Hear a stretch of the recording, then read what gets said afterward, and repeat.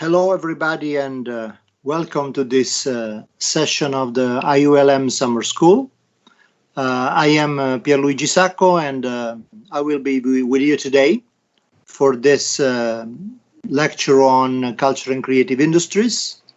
Thanks so much for being so numerous to attend this class. We are really excited by the level of attention that this initiative is attracting, and what we will do today is to cover the basic is working even in the case of video games, in which we already have a few decades of history now.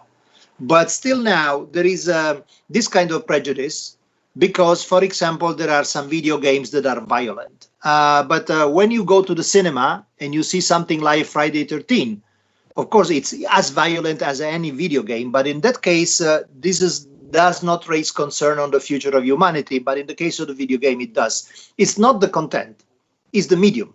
It's the fact that people are not accustomed enough to the new mechanism. But as we will see today, video games are much beyond pure entertainment. But in the entertainment dimension, video games are a cultural industry. So just to recap again, music, publishing, radio, television, cinema, and video games. These are the 5 cultural industries. So technically speaking, when you speak of cultural industries, is one of these 5. Of course, now, and we will have some time to discuss about this, there is, of course, the new digital platform. So where is YouTube, for example? We will discuss this in a moment. But the classical cultural industries are these 5. What is the trait that unifies these industries? What's the common trait? What they have in common? The fact that basically what you're selling in this case is experiences. If you read a book, if you watch a TV series, if you listen to music, if you play a video game, what are you doing? Well, you're basically enjoying yourself. You are immersed into an experience whose only purpose is engaging you. So there is no ulterior motive other than being engaged. Not necessarily having fun. You can have movies, for example, that are not funny at all, but nevertheless, they can be very engaging because, for example, the topic is a serious topic you are interested in, or you are simply sucked into the story because, as we will briefly discuss, humans have a particular craving for stories, for reasons that have to do also with our evolutionary history. But so, stories, whatever kind of stories or whatever kind of experiences are so engaging to us that we have been able to build entire industries out of this, okay? But then there are the creative industries. What's the difference between culture and creative? Let's make an example of a creative industry and we will understand. One example is fashion design. Why fashion is a creative industry and not a cultural industry? Because in the case of fashion, clearly there is a huge amount of creativity, of course, but it's not only just about how fancy a certain dress, for example, or a certain pair of shoes is. The point is how wearable, how comfortable it is. Because, of course, if you buy fashion, even if it's a top fashion from top fashion brands and so on and so forth, in the end, your purpose is also, of course, getting dressed. And if it doesn't fit well, or if the materials are not good, or for whatever reason, I mean, you do not enjoy the experience of getting dressed with that particular outfit, it's not working. So what is the point? In this case, it's not just the experience in itself. You also have to perform a function, and this specific function is dressing people. This is an example of something that is not only creative, but also functional. In the case of movies, that's not a concern. You simply have to enjoy or not. So, for example, let's consider a dress that is made by a fashion designer and a dress that is made by an artist. If an artist makes a dress, it doesn't need to be wearable. It doesn't need to fit anybody, or even it's not even meant to be part of a dressing style of anybody. Maybe it's just part of an installation or just in a museum, because in that case, you're simply working on a creative idea. In the case of creative industry, you have really to fulfill the demand of a public that is willing to pay for something that is not only creatively enjoyable, but also useful, functional. Let's make some other example. The food industry, and in particular the so-called industry of taste. You go to, let's say, a top restaurant, like Massimo Bottura Osteria Francescana in Modena, probably the #1 in the world. You can pay, let's say, 300 euros for this food experience. But if this is disgusting, however creative it can be, does it work? Of course not, because in the end, if you get out of that, and for example, well, it can be as creative as you want, but it doesn't matter. In some sense, this is not completely fulfilling. Another example, advertising. Advertising is another example of a creative industry. You can be extremely creative in your ad, something that is really mind-blowing, fantastic piece of art. But if at the end of the ad, people do not remember the name of the brand, or people are less incentivized to buy the good, no matter how creative the ad is, you're failing. So you see what's the difference. In the case of creative industries, you don't only need to be creative, but you also have to perform, to deliver on a specific functional level. So examples of creative industries are advertising, as we said, fashion design, product design, communication, the industry of taste, and to make an interesting example, serious games. What are serious games? You know that today video games are not only considered because they are, as we said, entertaining, but there are games today that are designed for specific purposes. Examples, a game that is designed for airline pilots to learn to pilot a new jet. Today you use video games for this, or you use video games for surgeons to learn new surgery techniques. Or you can even design video games today to help Alzheimer patients to maintain their cognitive prowess and to avoid, for example, cognitive decay. In these particular cases, why do we classify the so-called serious games as creative industry, not cultural industry? That's tricky. In the end, it's video games on one side and it's video games on the other side. But the point is the purpose. In the first case, it's just entertainment. So it's a cultural industry. In the second case, you have a functional objective, which in this case is, for example, preventing dementia or training pilots. And in this case, of course, the purpose is not entertaining these people. Is getting to the goal, for example, of having the pilot being able to pilot the jet.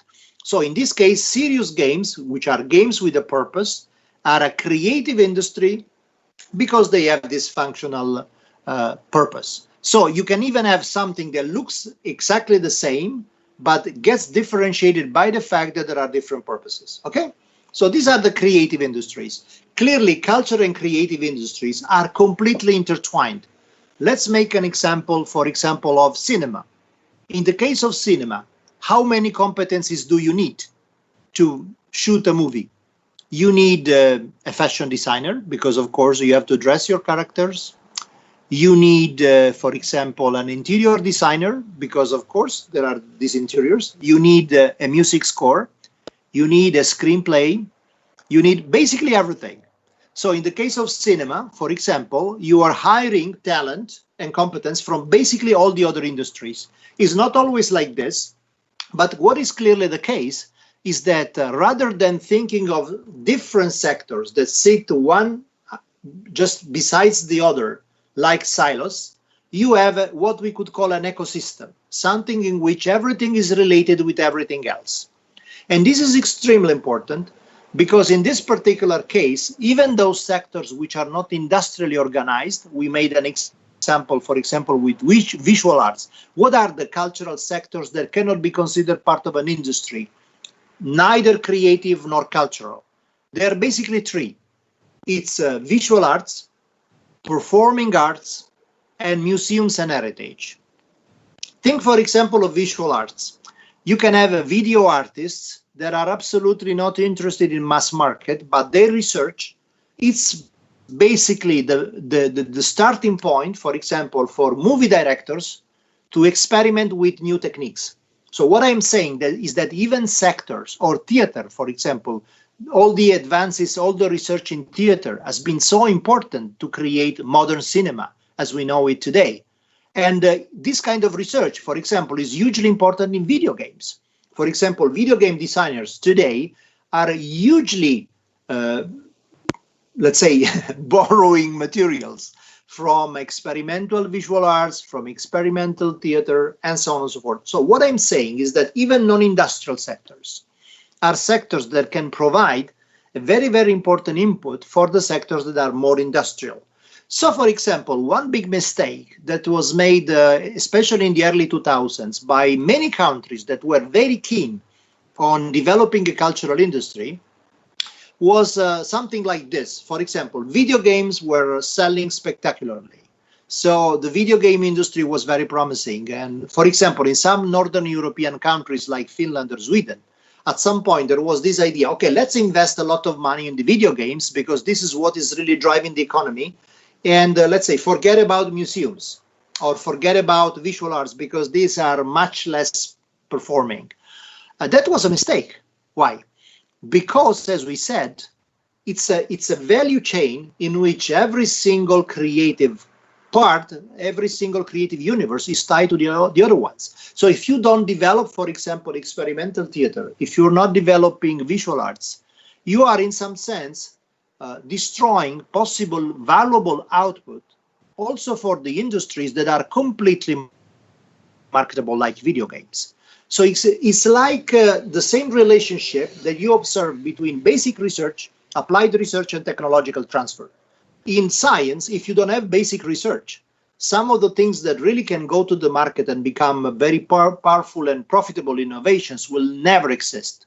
So you need sometimes to finance strange things like people working on astrophysics or fundamental physics or biology, even if it doesn't seem that this thing has an immediate utility from the industry point of view. But in the end, the really powerful new ideas come from there. Is the same, is absolutely the same for culture.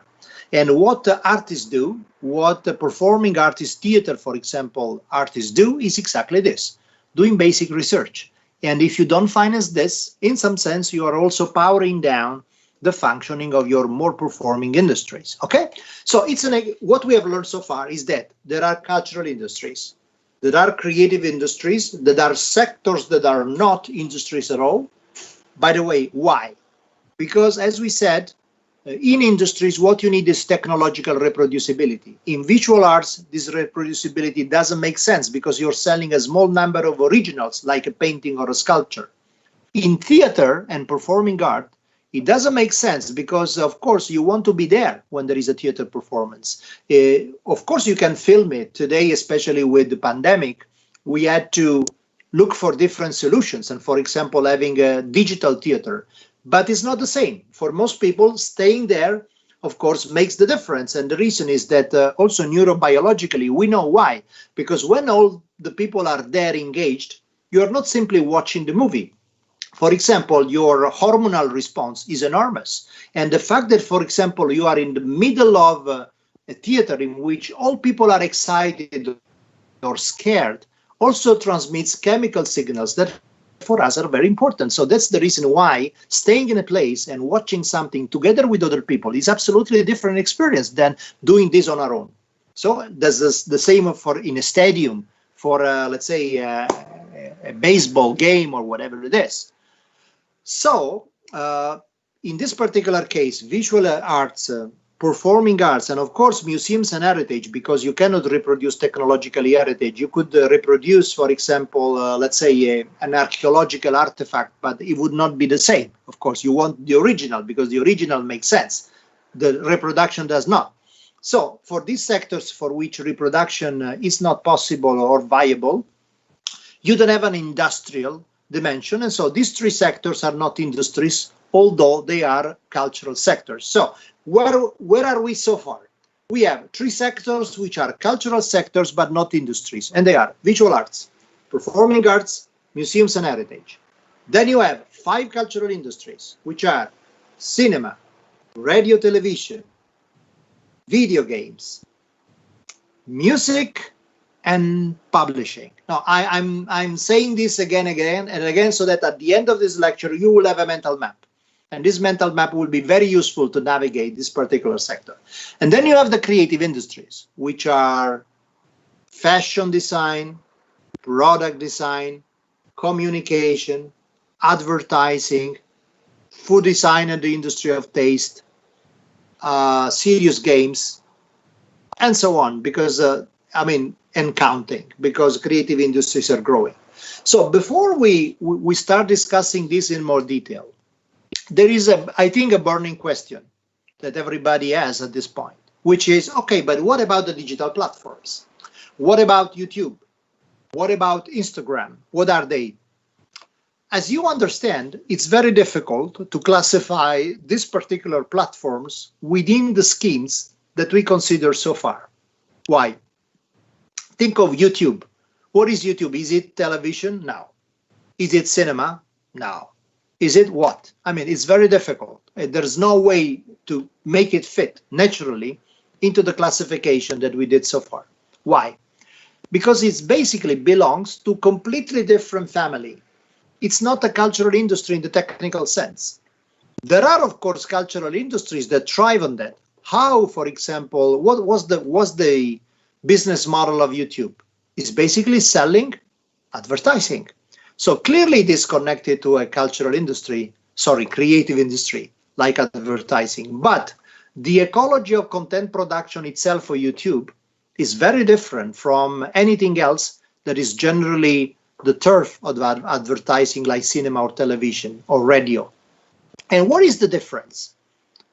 The difference is simply the fact that in the case of cinema or television, you have a clear distinction between professional producers that broadcast or more generally put on view their content. For example, in the case of cinema, a cinema production company or a television channel. Clearly there are the professionals and then there is the audience. And you are generally part of the audience unless you are the small bunch of people who are part of the professionals. But what about YouTube? In the case of YouTube, can you really distinguish between producers and users? No. Because if you want, you can be part of the producers. You just upload what you have just shot with your, let's say, iPhone or whatever it is. So there's no distinction here between producers and users. So it's something completely different than the classical creative industry in which you have a small bunch of producers and the big public. Here, you have an ecosystem in which people are toggling very naturally between the active function, producing content, and the passive function, absorbing and enjoying the content produced by others. And if this is tricky in the case of YouTube, imagine in the case of social media, like Instagram or Facebook or Twitter, because there, not only you have this possibility of creating your channel, but there is a huge interaction between what you do and what other people do. Of course, this is possible also on YouTube, but it is more rigid. But think, for example, of what's happening in the traditional social media. You all the time, of course, remix the content of other people, comment what other people say or do or show or whatever it is. So in this particular case, imagining an active function and a passive function as something separate is completely impossible. What is the consequence of this? The consequence is that so far, we still have a management, a business model of social media, the classical creative industries and cultural industries. For example, what's the business model of Facebook? It's, for example, selling data in terms of profiling of the users. Okay? So I think that somebody unmuted. Nico, if you could please mute yourself. By the way, in a short time, I will give you the space for a first round of questions and comments. So if you have anything in mind, just tell me, just prepare yourself, because in a short while, we will have a first round. So as we were saying, in the case of Facebook, what is, for example, the business model? Business model is profiling specific type of people so that if I want, I can send to a company that makes whatever, sweatshirts, for example. I can profile certain type of users that can be interested in that particular kind of sweatshirt that they are producing, and they know exactly who to target with their ads and, of course, to develop their business. And so what I'm interested in is just to create any kind of content that can make people engaged and can help me profile people in terms of what are their tastes, characteristics, social demographics, and so on and so forth. But this is very much about a traditional culture or creative industry in which you are selling exposure from producers to users. But this is, in some sense, the early stage. The social media that we are seeing today is like the prehistory of cinema. Is like these strange situations in which we see the cinema, let's say, from the early 2000 to the early 19,000s, in which you have let's say, the muted cinema with these strange people moving quickly and these curious things that we say, how can this be possible? I mean, how crappy this can be, technologically speaking. Of course, it was not crappy at all aesthetically, but that's another issue. And we are exactly in the same position now with the social media. We are still using the social media as something that comes from the previous century, because this is what we have been accustomed to. But what will be the future from this point of view? And why don't we classify them as cultural creative industry? Because the future will probably very likely about co-creation, very likely about creating new possibilities for people, not only delivering content, but working more and more as associate groups of people generating this kind of content. So probably some of the visual content that will be generated in the future when we will fully learn this grammar will be, for example, movies made by 100,000 people, or novels created by an orchestra or writers working together. And, you know, today this sounds strange, but it's not different from how it would have sounded today, for example, 1 century ago. How do we use cultural industry today? So it's very important to understand that this new world that is opening up is a world that is still moving the early steps. And what's going to happen, it will be different. And it will be something much more complex in some sense than the culture and creative industries. The spoiler for the second round of content that I will tell you about is that the geography of culture and creative industry, as we learn from the recent past, has a certain characteristic, and in particular, what has been the central player geographically in the development of culture and creative industry? Of course, the United States. Created by this transition is completely different. And it's likely that the United States will not be the center of the new geography that is being created. So it will be interesting to understand why. But before moving into this, let's see whether there are any comments or questions, or also, of course, you can also object. You could say, I mean, I don't agree. I don't like this idea, because that's perfectly legitimate. I totally appreciate people who are not agreeing with what I'm saying insofar as they argue about that, because this is where we really learn from each other and also from your perspective. So any kind of comments or questions or disagreements, if you have, just unmute yourself. And if you want, also put the video on, and the floor is yours.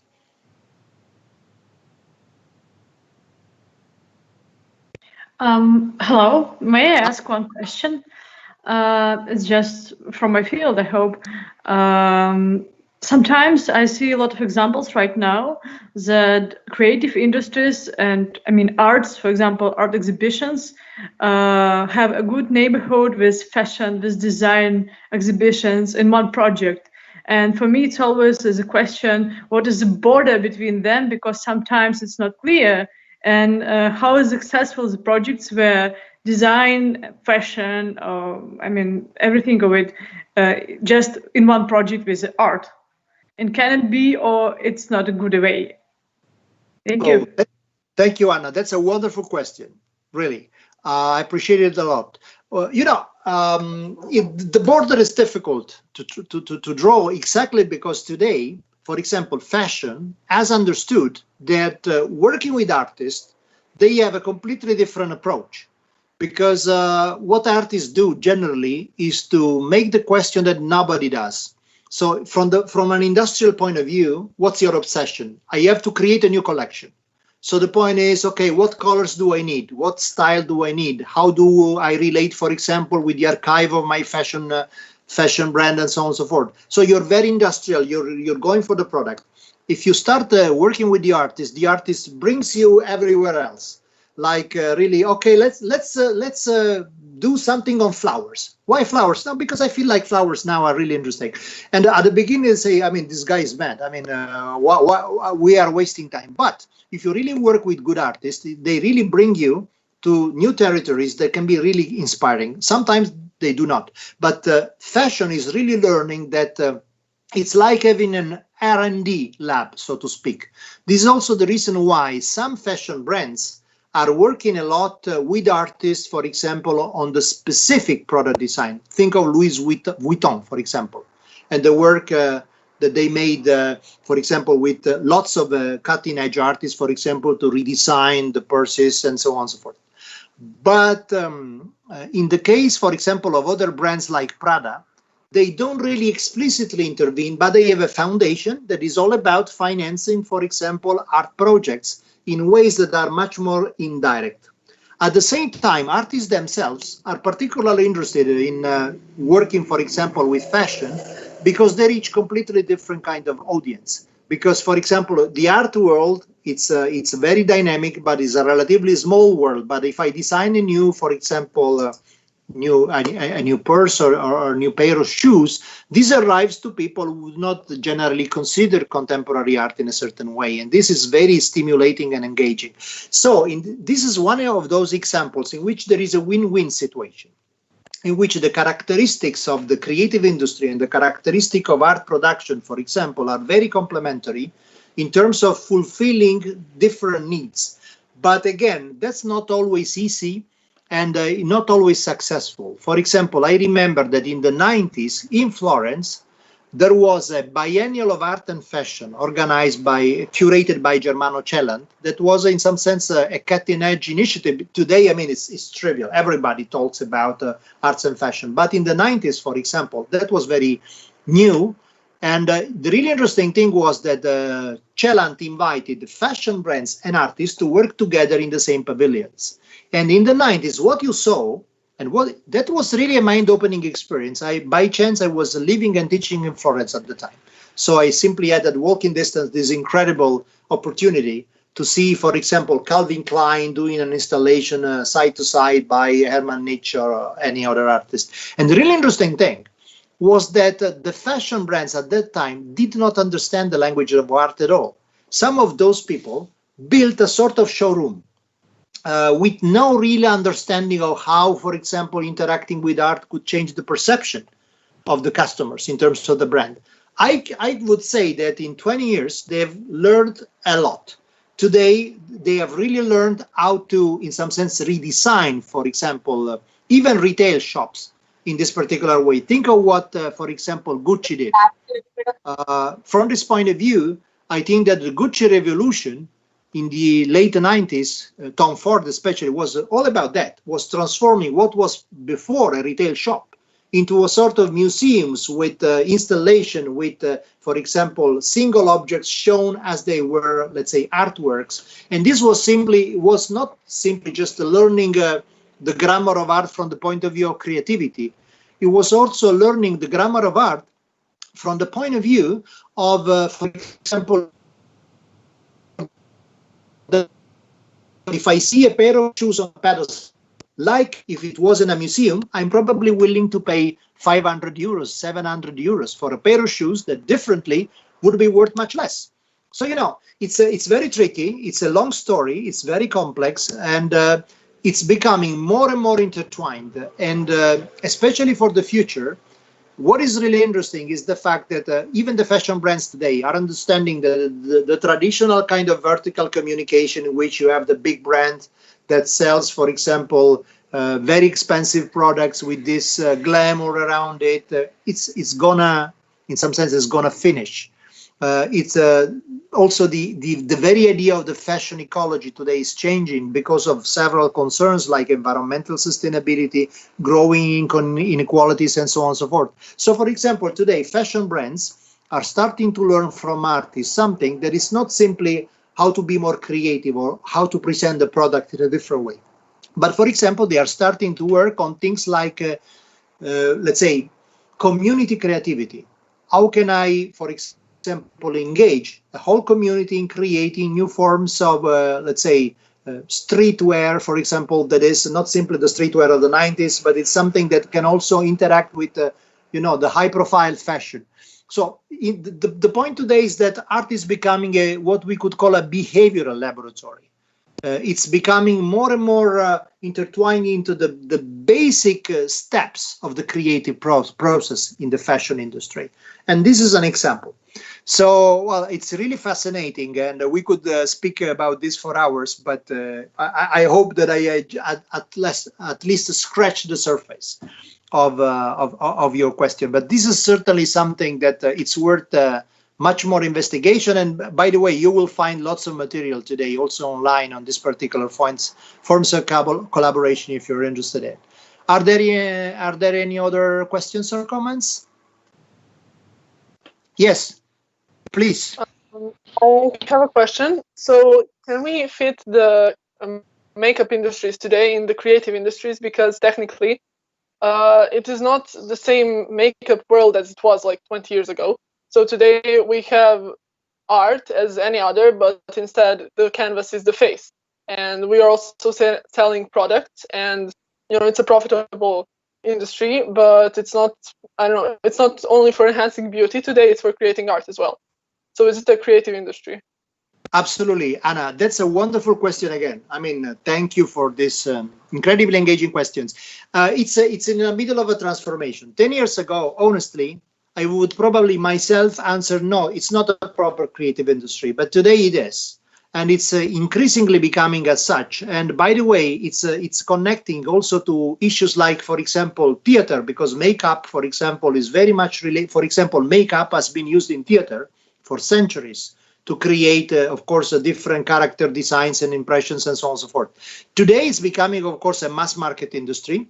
It's particularly interesting. From the Western European point of view, of course, that was not particularly relevant. But today, the increasing importance of this industry is also linked to the takeover of the Far East in the cultural and creative sectors. For example, countries like Korea today are building around their cosmetic industry a completely new concept of a creative industry.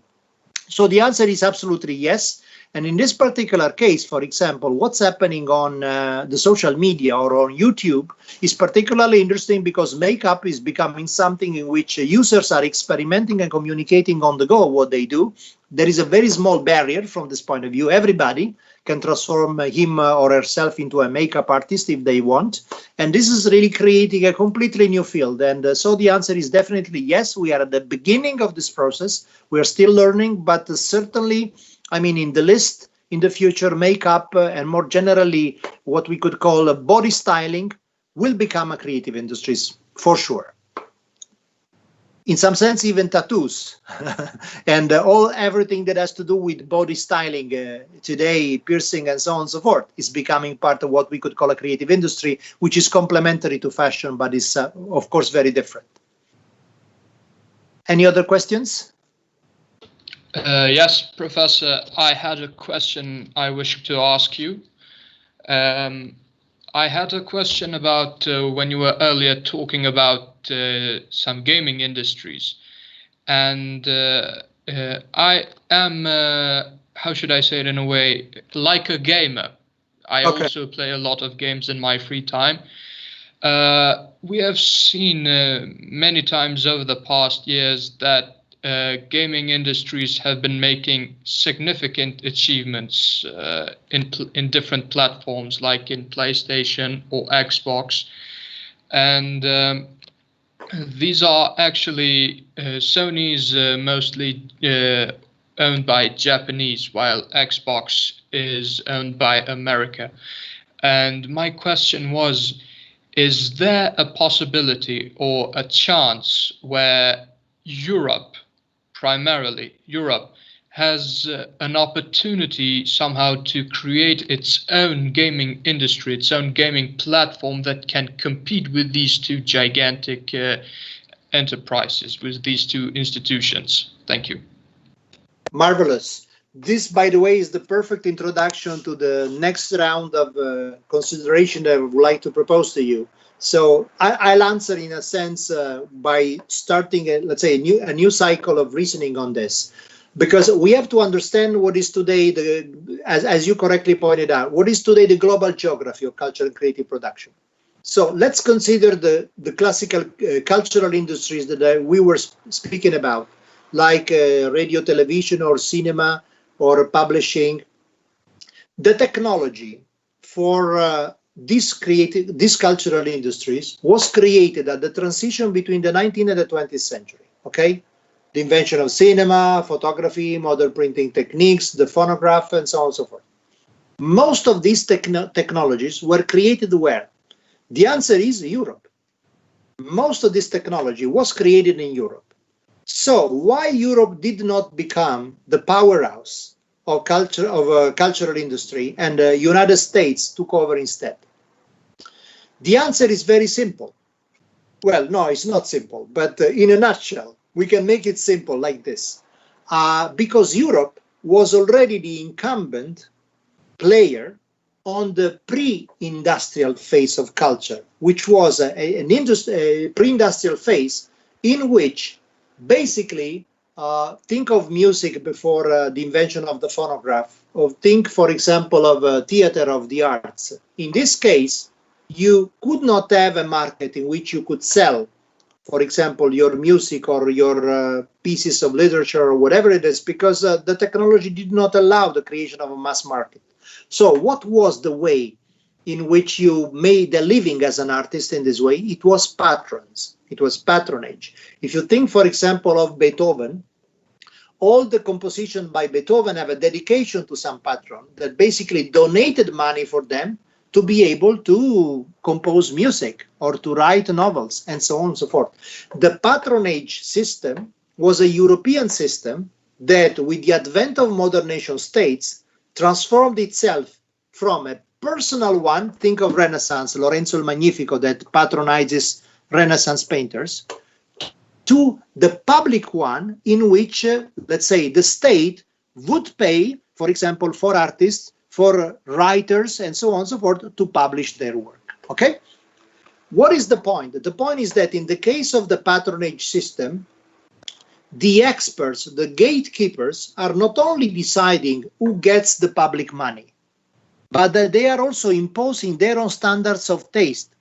For example, if I am a literary professor from the university, I am the expert that gets the possibility to decide which publishing house gets the money to print novels or whatever it is. So what kind of a decision do I make? I reward those particular producers that reflect my standards and my tastes. And the standard and taste of the European culture is very refined. The idea is that I am producing for eternity.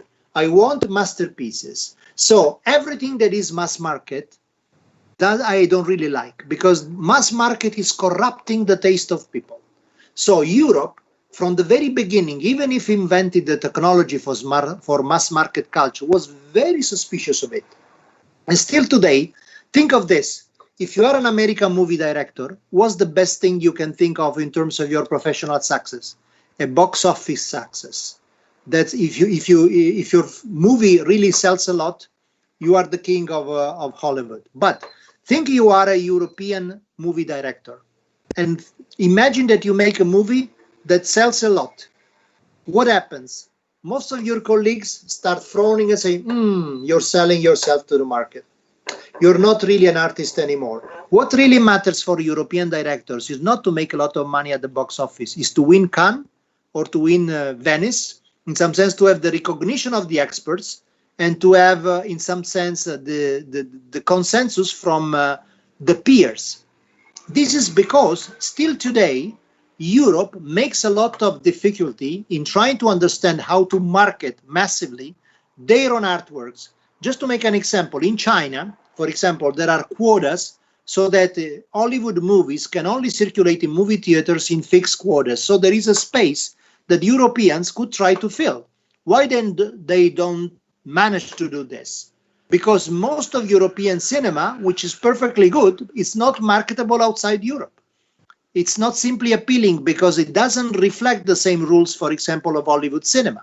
It's made for a certain type of audience, and outside of that is not appealing enough. So the point with Europe is that Europe has developed historically a cultural production that is not tailored to mass markets. Today, we are starting to discover that there are new possibilities. For example, Europe discovered the culture and creative industries, but just to give you the idea, the first report trying to measure what was the economic impact of culture and creative industries in Europe was published by the European Commission in 2006, 1 century after the creation of culture and creative industry. So basically for 1 century, for example, Europe has completely given up competing, for example, with Hollywood for cinema, and with the exception of the UK, for example, on the global market for music.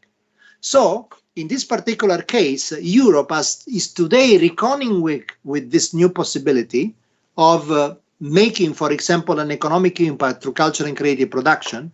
But the point is that they started very late. So, for example, in video games, there is today a big push.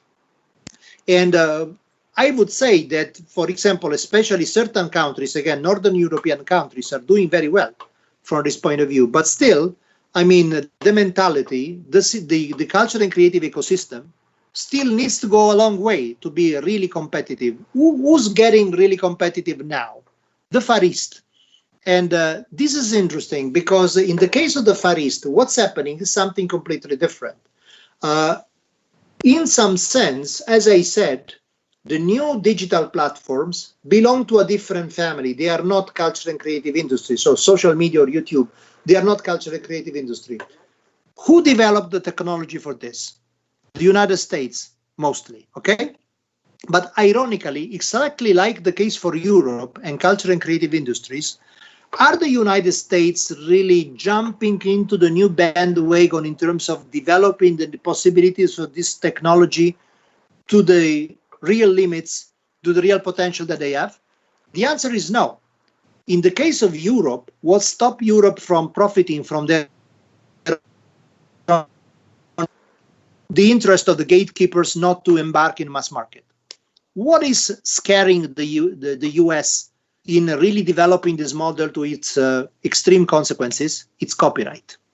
Because the problem of these technologies is that they enable everybody to produce content, and they make the duplication, remixing, and circulation of all possible kinds of content absolutely free. So for a copyright-based industry, think of the music industry, this is scary. Well, this is scary because in some sense they see the short-term advantage of trying to defend the situation as it is. Probably, if you look at something completely different, you can develop a new business model. But for the US, in spite of the fact that they developed the technology, they are not willing really to take the risk to experiment with this new technology. Who's doing this? The Far East. Let's make an example that shows this very clearly.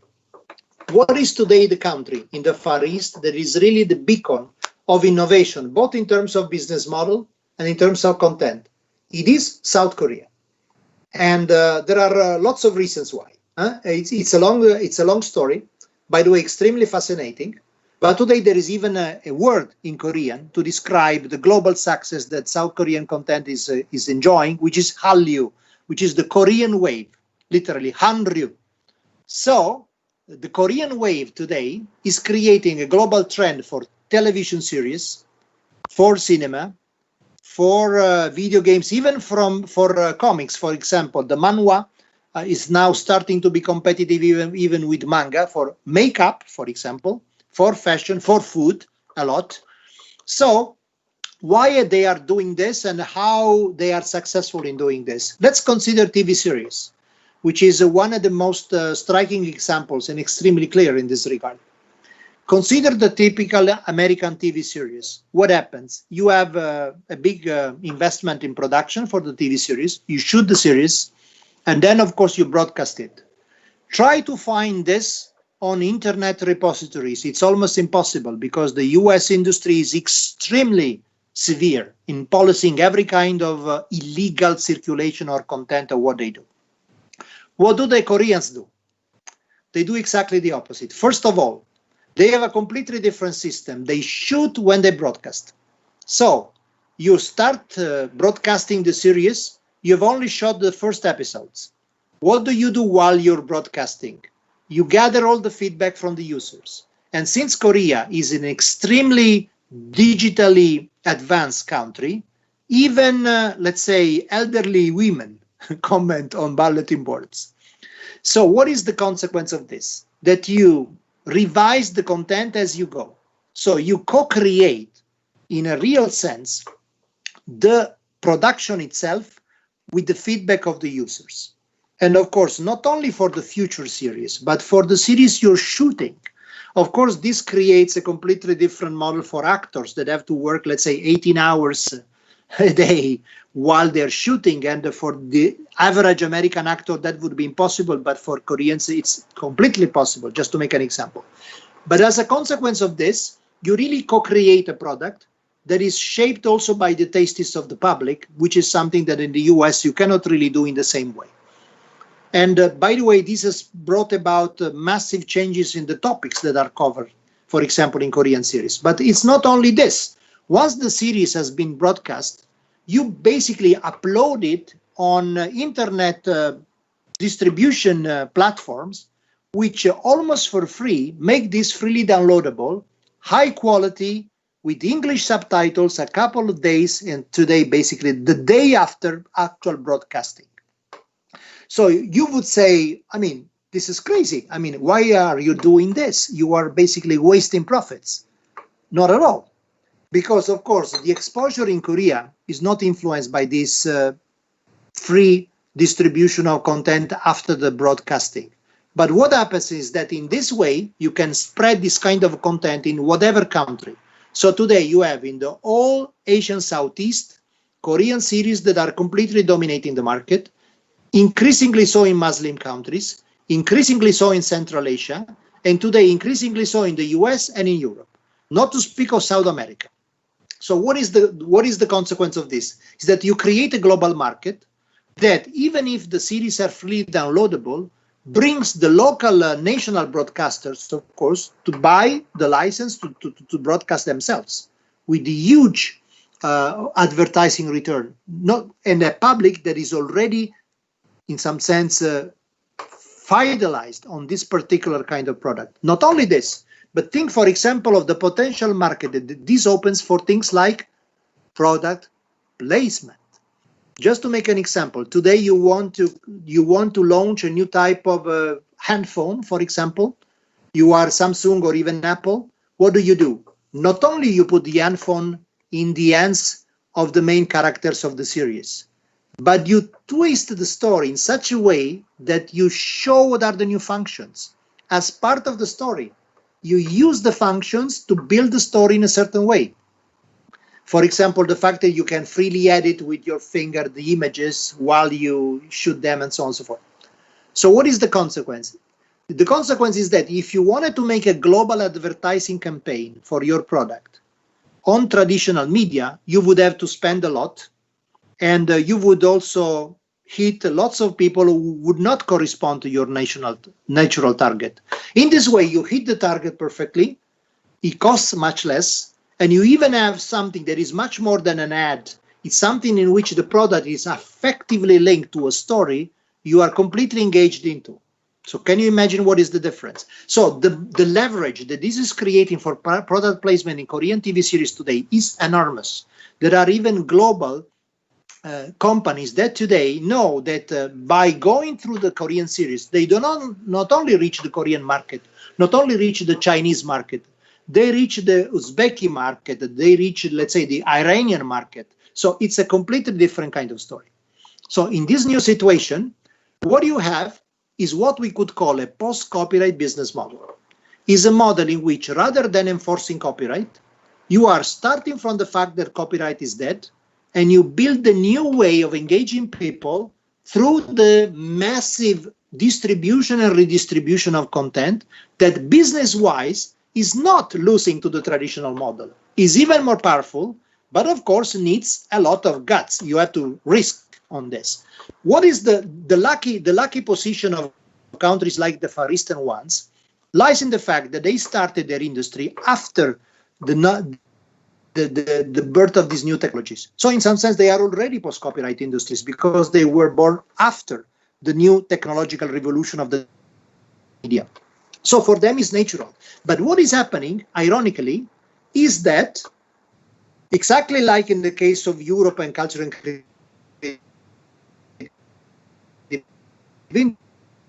industry, in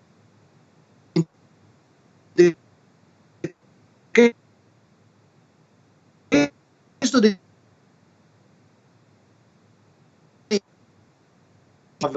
for example, freedom of speech that creates controversy in terms of what kind of creative content you can create. But China is clearly studying South Korea as a sort of experimental lab. They are learning, not so quickly, but the Chinese will catch up. But at the moment, the Chinese product, for example, are not the market, unlike the Korean ones. But the really interesting thing is that these new digital technologies are also harnessing new possibilities from what we could call the global south.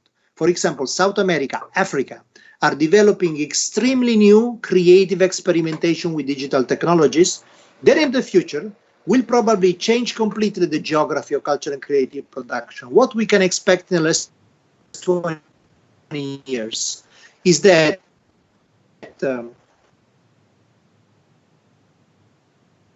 they go on with this policy of isolating themselves. Europe is trying to catch up, but Europe really starts with a big burden because they didn't really understand that the culture and creative will jump to understand psychology, and for once have some kind of rules that today are increasingly unpalatable for this kind of public, also because they introduce social and behavioral standards that for many cultures today are not, in some sense, compatible with the value systems. So from this point of view, we are really learning something new, and it's very difficult to predict what will happen, but certainly in 10 years' time, we will have a global geography of creativity that is very different from the one we have been knowing so far. This is the ideal moment for a second round of questions, comments, or objections. Anybody wants to take the floor?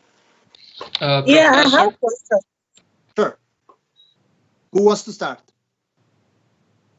Okay, my name is Beryl. Right, go on. All right, it's interesting what you explained about the Korean model. I found it quite interesting. If you could throw some light how the cultural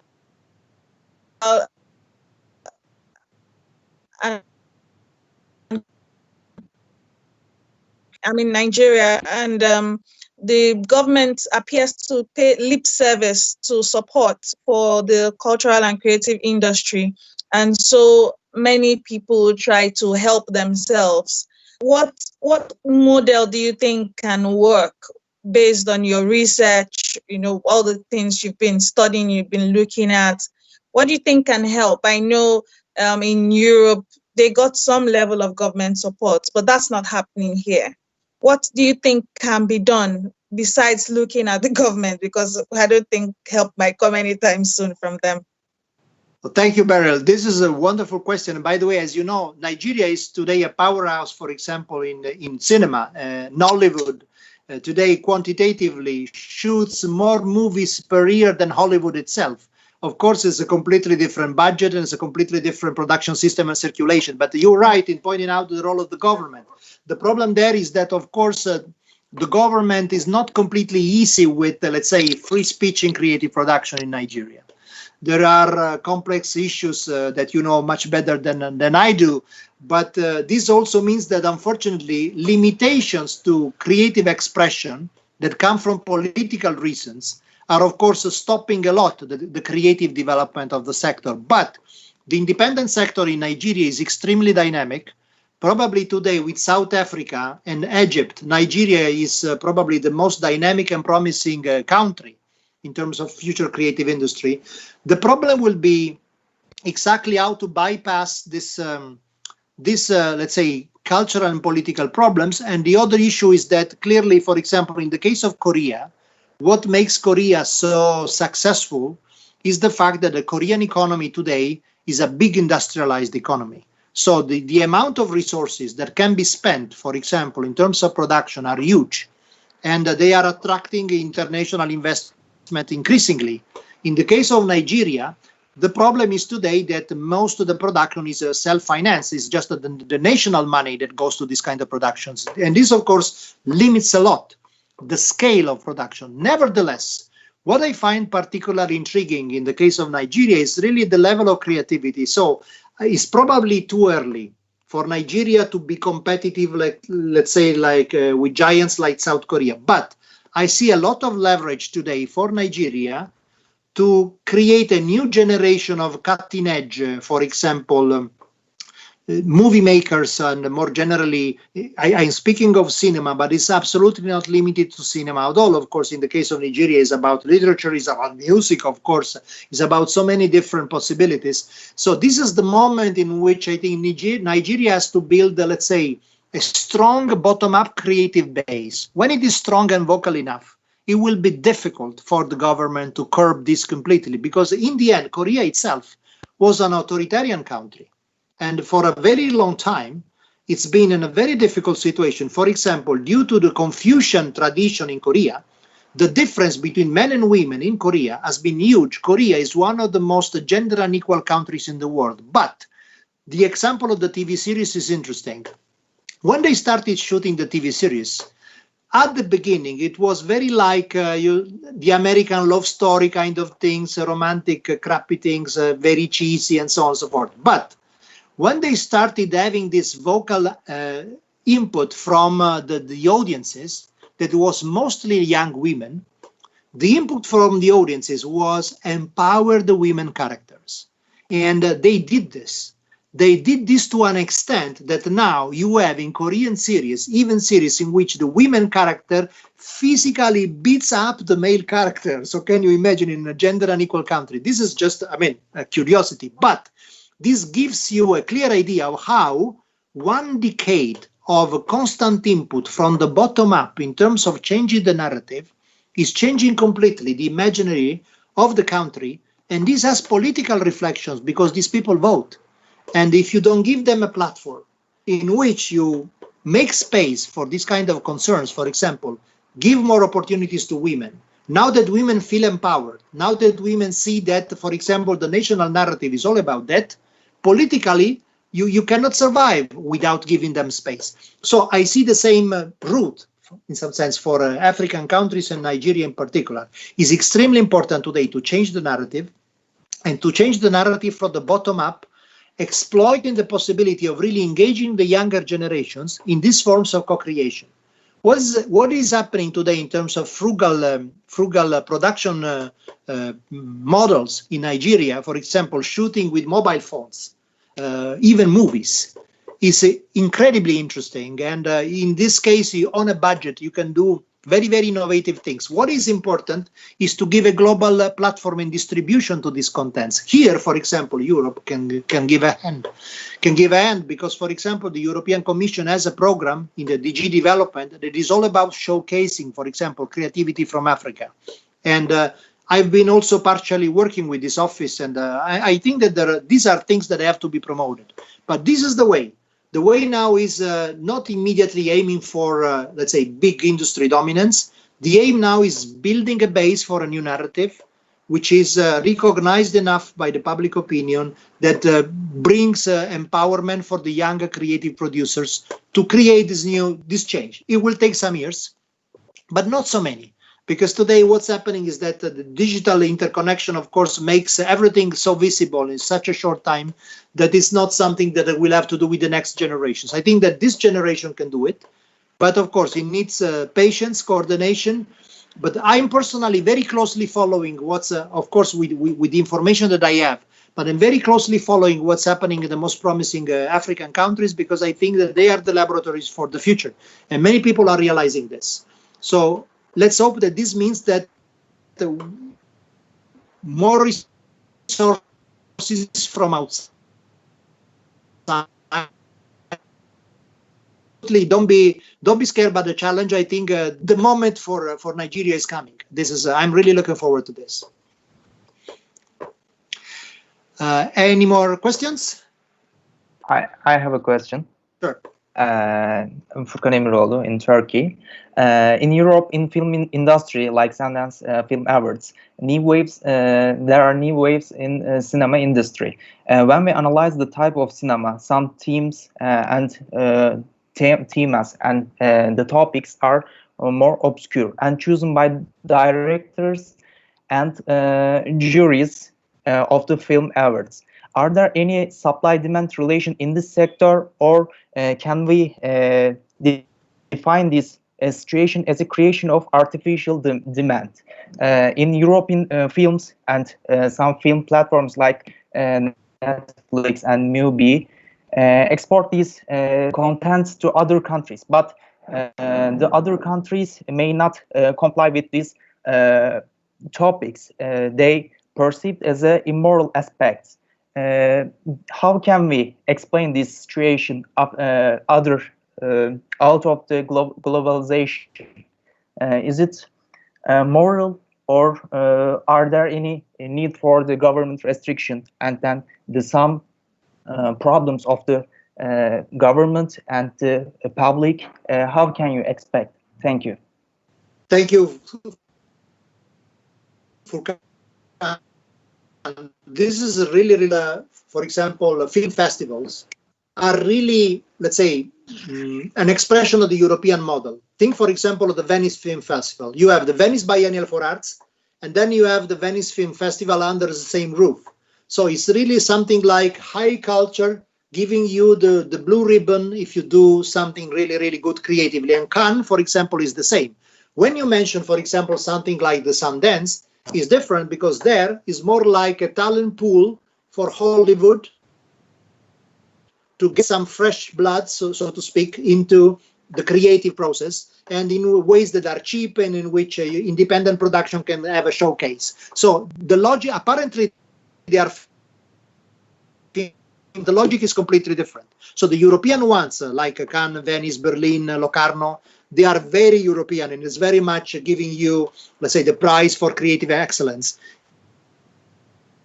In the other, let's say, again, scouting new talent. I think that, as you say, both these models are probably obsolete. What's happening now in the rest of the world, outside the West, I think is particularly interesting, because, of course, the temptation initially is, let's imitate the models. If you have, let's say, the Venice Film Festival, I want to have the Singapore Film Festival on the same grounds, but in the end, it's like, let's say, the follower imitating the leader. What is really interesting, I think, is the emergence of new forms of a festival and consultation that are probably more bottom-up. Again, this is something that the cinema industry has not experimented with massively now, because there is still the idea that in the end, the cinema industry, as you say, can be something in which you can, let's say, design and tailor productions to have success. But the truth is, and I have just published a paper on this, but the truth is that it's impossible to forecast in advance whether a movie has a success or not. Because even if you have the most sophisticated models that you can have, and as you can imagine, especially Hollywood studios can hire people who are the real experts in the field, even from physics, for example, whatever, to make predictions, they cannot. The only way to really hedge for the risk of unsuccessful films is to have portfolios, production portfolios, in which you are sure that, let's say, 1 in 5 will have success with certain characteristics, but you don't know which one it is. So, but this, what is the consequence of this? Is that the idea that you can manufacture films to have success through the traditional industry channels is something that probably is gonna end, because it doesn't work. What is the only way to really try to anticipate whether a film has a success or not, to, in some sense, to crawl what is the buzz on social media, for example, on Twitter. But once you know this during the production phase, it's too late because you already made the film. You can learn whether it will have success or not, but the film has already been shot. So what we are learning, for example, from the South Korean example is that if you start working on the movie from the very beginning through an online consultation with people and trying really to engage people in co-creation, this is probably giving birth to a new cycle, which is much more bottom-up. And by the way, in the field of TV series today, Turkey is probably one of the most interesting examples outside of South Korea. As you know, I mean, it's starting to get global success, at least in some environments. And so it's interesting in this regard. Of course, Turkey today is in the middle of a complex cultural political transition on which I will not comment at all. So this, of course, creates uncertainty. But certainly Turkey, it's one of the most dynamic countries from this point of view, and probably is one of the countries that could profit more from the point of view of launching new alternative production models to the Western ones. Also because there is a history of creative excellence in all forms of culture in Turkey that, of course, can be leveraged upon. So thank you. This is a very stimulating scenario. Again, nobody knows, but this is something to watch for the future next years. Professor, sorry, Paola, can you hear me? Sure, go ahead. If you want, in these last 10 minutes, we can answer the YouTube question. Okay. Okay, so at this point, I think since we have just 10 minutes left, yes, if there are YouTube questions, I'm ready.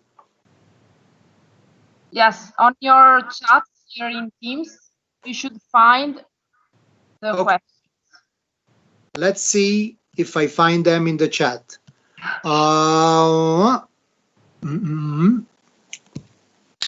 Sorry, because the mail, let me check here.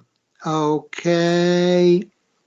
No, for some reason, I am on a tablet actually. For some reason, it doesn't show me the chat. So if somebody can select some of the questions, that would be great, so that I can answer. Can somebody do the moderator for this and put to the floor the most pressing questions that are coming from YouTube? Okay, give me 1 second. Thank you. In the meantime, Professor, thanks so much for your speech. I also have a question that you can reply later. Thank you, Francesco. It's related to this. What do you think about the idea that today Europe, even if we are talking a lot about creative and cultural industries, and Europe is also doing a lot of effort, look like, for my perception, but for also I make mistakes, that peripheral country like South America, India, China, today they are the center of new renaissance of creative and cultural industries compared to Europe that look like much more in decadence. And the question is, and then I let you speak because you are an expert on this, we are in decadence or we are also following a new renaissance? Thanks so much for your speech. That's an intriguing question. I couldn't agree more on the fact that the Renaissance today is exactly in the previously marginal countries that are beginning to be now the new center. Europe, I think it's in a crossroads. We have to decide what we want to be. You know, we can be in a new Renaissance, but the point is that the Renaissance has to do with taking risks. We always really underplay, for example, the level of risk that was connected to cultural commissioning in the Renaissance. The Renaissance artists that today are completely heroes for us, like Leonardo or Michelangelo, were crazy people at the time. If we would see today the Leonardos or Michelangelos of our time, they would be difficult to cope with. Let's not forget that Leonardo, for example, was a gay man that at night went to dig out dead bodies, things like this. I mean, today would be a total weirdo.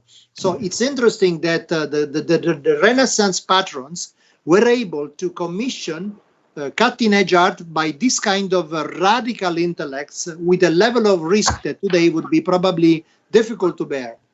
So the point is, we can be on a Renaissance route, but we have to take much more risks. from the point of view of what kind of projects we developed and what kind of experimentation we promote. Today, Europe is too prudent from this point of view, too scary of getting into the real experimentation. But let's hope it's not over, because as Europeans, of course, we would like to still to be part of the conversation in the future. But we had for a long time, so it's also fair that other parts of the world now take the stage. Thanks so much. And if I may, and then I let you continue, when you talk about risk, the question is also related about leadership. Because if you want to take a risk, you need to have the leadership. I'm here in front of the beautiful Brera Academy for all the foreigner students. Brera is the center here in Milano for creative and art. And in the main hall, you can see here, there is the beautiful statue of Napoleon. And there is a kind of contradiction, because Napoleon, like authority, at the same time in the center of art. And the question is, and then I let you play, how leadership and authority can be a plus for developing creative and cultural industries? Well, you know, authority and leadership, it's really a double-edged sword, because the point is that many times if you have too much power, you tend to be self-celebrative. And it's very difficult, for example, for power to be, let's say, self-righteous enough to understand that sometimes you also have to let the let's say, the unpleasant voices speak. And this is very difficult with power. This is the reason why it's difficult to have a real creative flourishing under autocracies and dictatorships. So this is the reason why promotion of free speech and free expression is generally implying a boom of creative activity. And the South Korean case, for example, is a manual case from this point of view. Let's see if we have some questions from YouTube. Yes, so we have a lot of questions, actually. We don't have enough time, but let's try to answer some of them. So the first one is, wouldn't advertising also be overlapping between creativity and culture to some extent? Well, you know, advertising is something that has to do with selling products.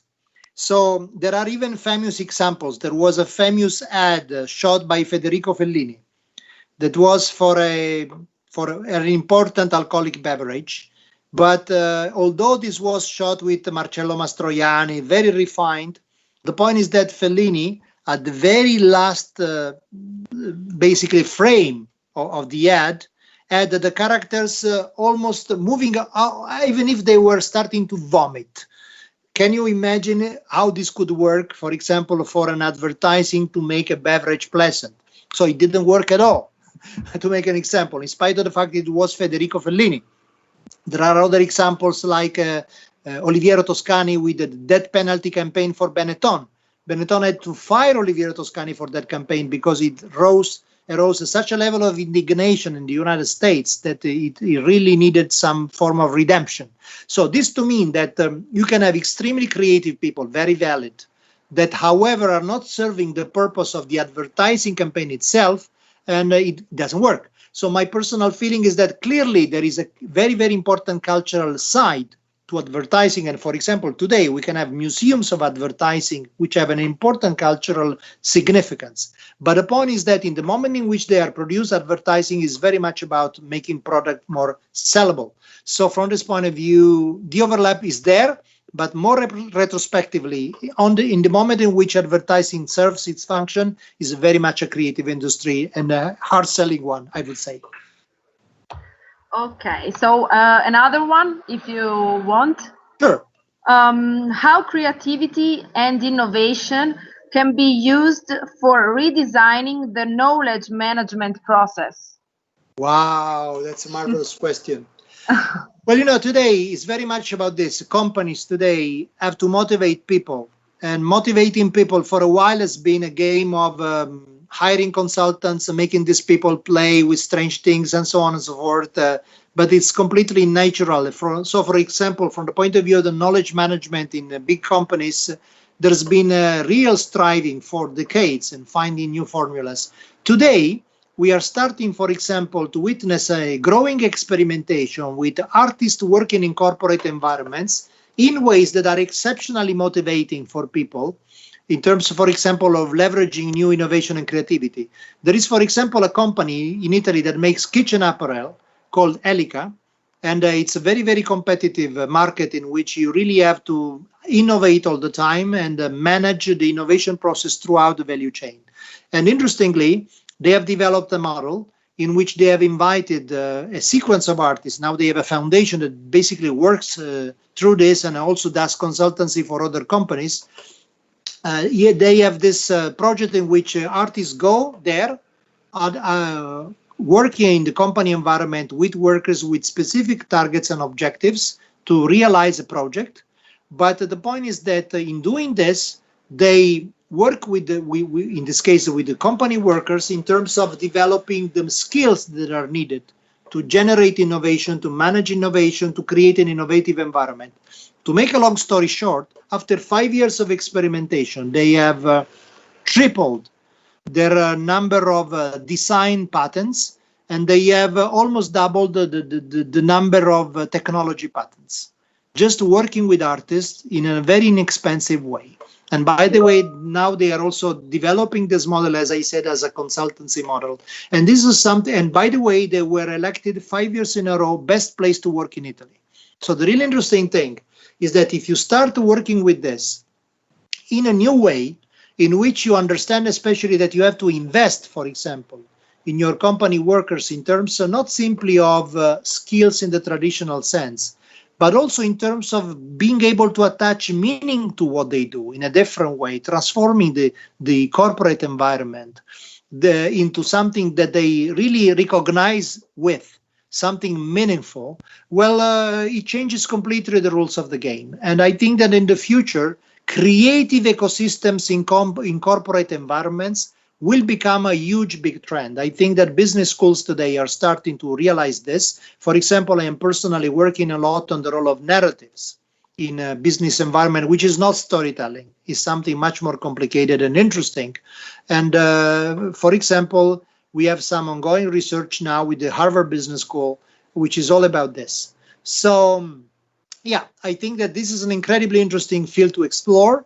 And almost everything still to be done, because we really have a very, very preliminary evidence from this and very scarce experimentation. But I'm sure that in the future this will become part of the mainstream, for example, of organizational models. For maybe one last question, since there are 2 minutes left. Yes, so we received a lot of questions regarding arts. So I tried to sum up some of them. So how is art evolving on the shoulders of science? And what can we expect the evolution to be? Wow. Well, there are some programs from this point of view that are really cutting edge. For example, the MIT program on arts and technology is really impressive in this regard. I have personally participated, for example, to the jury of some final course presentations. And what you have there are teams that are mixed team made up, for example, of a biologist and an artist, or a computer scientist and an artist. What they are doing is really interesting, because it's not simply having something technologically fancy illustrating an artistic idea. They are starting to understand how to mix up scientific imaginary and artistic imaginary to do completely different things. For example, like biological art that has to do with growing living organism, but with an artistic purpose. These are completely new, mind-blowing frontiers.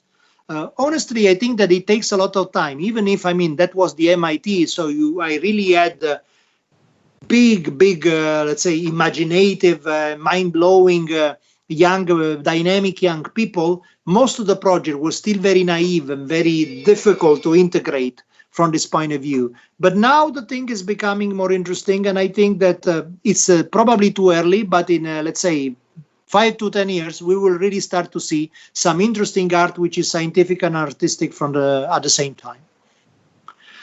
Okay, guys, so thanks so much. It's been wonderful, and thanks for these really, really engaging questions. I hope that this has also sparked your interest towards this topic, and what can be practically done. And keep in mind that at IULM, we are developing exciting programs in this regard. So thanks so much for attending. Bye-bye.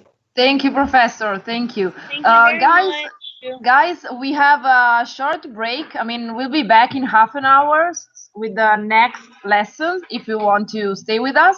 So just keep the same link and we see you in half an hour. Okay? Thank you. Okay.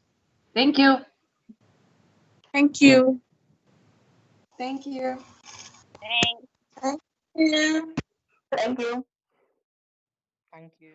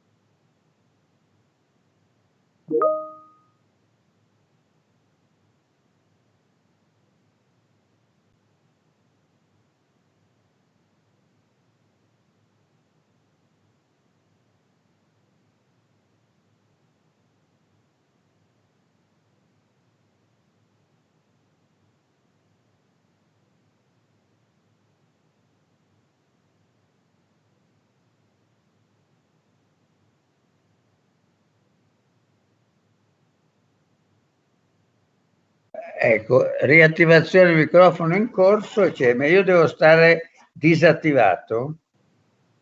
Allora,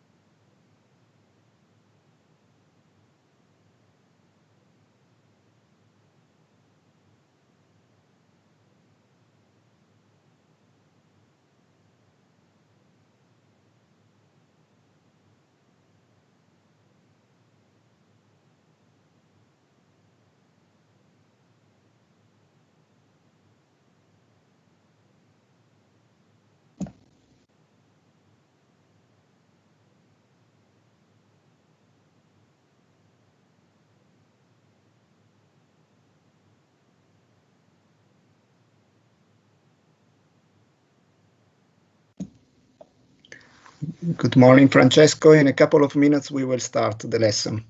Good morning, Dr. Bassetti.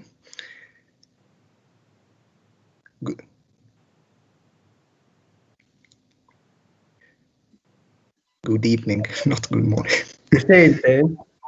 Sì, la sento un po' lontano, ma la sento abbastanza bene. Adesso alzo il volume. Hello, Marco. Ciao Pronto? Carolina, I've seen also the counselor del Corno. Good afternoon. Good afternoon, thank you. Good afternoon. Yeah. So I think that we could start now. So good afternoon, good evening, or good night for the Asian students, and good morning for the Americans. And thank you very much. There is a huge crowd for this summer school, so we are very happy. And welcome to this open lesson that is part of IULM Flow, this summer school of 3 days. And first of all, thanks to Francesco Galli, Pierluigi Sacco, Roberto Razzetto, the organizers, and the MICRI staff, the IULM technicians, Lorenzo Mosna, and the others, and who made this meeting possible. But above all, to our guest that we walk with us in this short but intense journey, Piero Bassetti, that is connected with us from the Lake of Como, from a very nice place near Bellagio, and Filippo Del Corno and Carolina Orsini. So I will ask to all the students to close, please, your video and your audio during this lesson, and I will be a sort of a guide of this journey in the history of Milan, a sort of local journey in the history of Milan, and then we'll have our guest that will enter with a very special presentation of their experiences. So please close the video and close the audio, and we can start this journey. That was conceived like an imaginary journey that, by recovering some fragments of the history of Milan in the long and medium term, will also aim to draw some perspective for the future, trying to design the peculiar place of this city in a local space, as Bassetti teaches us. The idea of local as a fusion of global and local, obviously, but we will enter more in this concept after. So let's start with the title, Milan at the Crossroads, because for geographical, historical, economical, and cultural reasons, this city has always found itself as a sort of a crossroads of visible and invisible networks and relationships, which in the contemporary age we define as internationalization. A city of water at the crossroads of rivers and lakes that connects with a dense water network with the Alps on one side and with the Great Po Valley on the other side. A city at the crossroads of distinct agricultural and dairy productions, a city that over the century has always been at the center of economic webs, trade fair, migratory, cultural, political networks, a city of contrasts that over time has awakened the interest of big transnational powers, empires, national states, becoming a focal point of the Roman Empire, the Catholic Church, the European wars of religion of the modern age, but also the state disputes and the globalization processes following the discovery of the Americas and the imperialism age. A cultural center in the Napoleon campaigns, in the Habsburg world, and then in Italy, at last, from the bourgeoisization of La Scala theater to the modern lights of fashion design. A city at the crossroads of international and national history, of world wars, of the season of totalitarianism, of post-war reconstruction, to the aspiration of the new millennium, this new century that we are living in these strange days of pandemic experiences. After all, the name already tells us something about this destiny. From the foggy Celtic legacies that refer to the culture of Gola Secca, at the basis of the foundation in the 6th century before Christ of the village of Medeland, the middle ground, built on an ancient marsh from the very rich aquifers suspended between the Lambro, Seveso, Olona, Pudiga, Nirone, and other rivers. Then Mediolanum, with its votive sanctuary in what now we know as Piazza La Scala, which Bonvesin de la Riva associated with the myth of the semi-wiry soul of Belloveso, and another old historian, Bernardino Coiro, to the wars between Etruscan and the Celts, to which Plinio el Vecchio, Pliny the Elder, from the Lake of Como, assigned to the primacy of the future city. To better understand these passages, I recommend a visit for when it will be possible to return to Milan to the Archaeological Museum, a small living museum with its Roman and medieval towers, next to a small jewel that is the little church of San Maurizio in Corso Magenta, a church very interesting to understand the real spirit of Milan, painted by Bernardino Luini with its nuns' choir, its starry skies, its infinite landscape, a very peculiar place. Some short notes before starting the journey. The landing of the Romans in Milan can be found in the chronicles of Tito Livio and goes back to 222 before Christ, when Mediolanum was built on Medelan in Medioplanum. Again, with the Romans, the city in the middle, but this time in the middle of the plain, of the big plain that we know as Pianura Padana.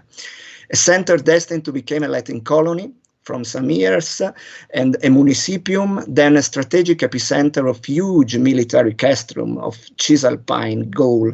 The Roman castrum was a very important place of mixing of nationalities, because in a Roman castrum, the militaries came from the east, the south of Mediterranean, from Britannia, from other places. So Milan was a very métis, to use a French word, place in the Roman age. That's very interesting. So this castrum was an epicenter, a sort of a crossroad of the armies headed west towards actual France, to Gaul, north towards the lands of the Alemannian, and east towards Pannonia. Then again an imperial colony in the 2nd century AD. Seat of a mint from the 3rd century with Gallienus, then capital of Emilia Liguria with Aurelio, and from the division of the empire at the time of Massimiano, the imperial capital from 262 until 402. That's a very important part of the history of Milan, because Milan is not very known as a capital of the empire, but the capital of the empire was in a very interesting phase of the Roman Empire history, the phase of the Principatus, as they call the antiquities historians. A city very rich, equipped with walls, thermal baths, various thermal baths, a river port, a circus. A circus was a very important place. Only Aquileia and Leptis Magna in the Libyan desert had a circus, because where was the place where the emperor Epiphany took place, where the people could see one time during a year the presence, the physical presence of this not so divine like in sometimes after empire. A city with an international vocation, open, which was not by chance chosen as the seat of the Edict of Constantine, l'Editto di Costantino, in the first part of 4th century, by granting freedom of worship, a document that would change the history of Christianity and the relations between the church and the empire, opening a path of strong independence of the city of Milan, such as would soon demonstrate the experience of Bishop Ambrogio, who made it one of the most original poles of Christianity, the symbolic city of the baptism of Sant'Agostino, the North African Augustine of Hippo, the city of basilicas, Santa Tecla, Sant'Ambrogio, San Nazzaro, Sant'Eustorgio, but also an imperial outpost in the season of the barbarian invasion. The siege of the Visigoths of Alaric forced the Roman to move the capital to the Western Empire from Milan to Ravenna, on the east coast of Italy. Then the descent of Attila Suns, 50 years later, of Theodoric's Goths, and the first destruction during the Gothic War in the 6th century. A short Byzantine season and the Lombard conquest, which placed their capital in Pavia, but only for 30 years, then returned to Milan with King Agilulfo and Queen Teodolinda, another very important couple in the history of northern Italy and Europe in general. To understand these passages, it's very important to understand that the foundation of early medieval feudal Milan is based in these roots. This city with sestieri districts, a city close to the Circle of Navigli, a system of river channel, inserted in an European important web of commercial and monastic networks. Think the role of Cistercian Abbey of Chiaravalle in the south of the actual Milan, remained for a very long time suspended between the political and economic power of counts and clerics, after the domination of the Franks of the March of Milan, and consolidates for 2 centuries through the protagonism of the bishop, who represented an element of balance, very important politically, in the disputes between cives and miles, citizens and military, until the birth of the municipality, il Comune di Milano, in the second decade of the 12th century. In this age, Milan survived a new siege by Emperor Federico Barbarossa, Frederick I of the Holy Roman Empire, in the 12th century, which was then stopped with the Battle of Legnano, a prelude to the Peace of Constance, a very important piece in the mosaic of the new organization of the Holy Empire, and the recognition of the Lombard League. In that season, ties with Valsassina Valley and other valleys around Milan with iron mines, such as those of Premana, were increasingly consolidated, but also the European trade fair networks, which in the age of commercial revolution, for example, the historian Chris Wickham mapped from Flanders to Syria, a very big network, a very local network of trade that was very important for the consolidation of the role of Milan. In this context, the enhanced city entered the season of the lords, le signorie, with Martino della Torre in the middle of 13th century. Between the 13th and 15th century, Milan already boasted more than 100,000 inhabitants, was one of the biggest cities in Europe with the Visconti dynasty, of which a very rich archival documentation remains. It would have been distinguished itself as an economic center for metals, fabrics, agriculture, introduction of the mulberry silk from Eastern Asia, very important for the future of the fashion and textile industry of Lombardia, a huge fairy trade, cultural and architectural European pole. This season coincided with the start of the construction of the Duomo, the Cathedral of Milan by Gian Galeazzo Visconti, and the first project to bring by boat the marbles of Candoglia from the Lake Maggiore in a very complex networks of connection.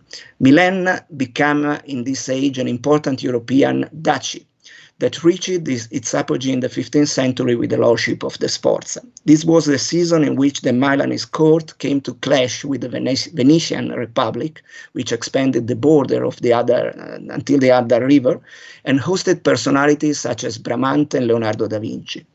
Leonardo's Milan was a perfect fusion of his artistic and scientific personality.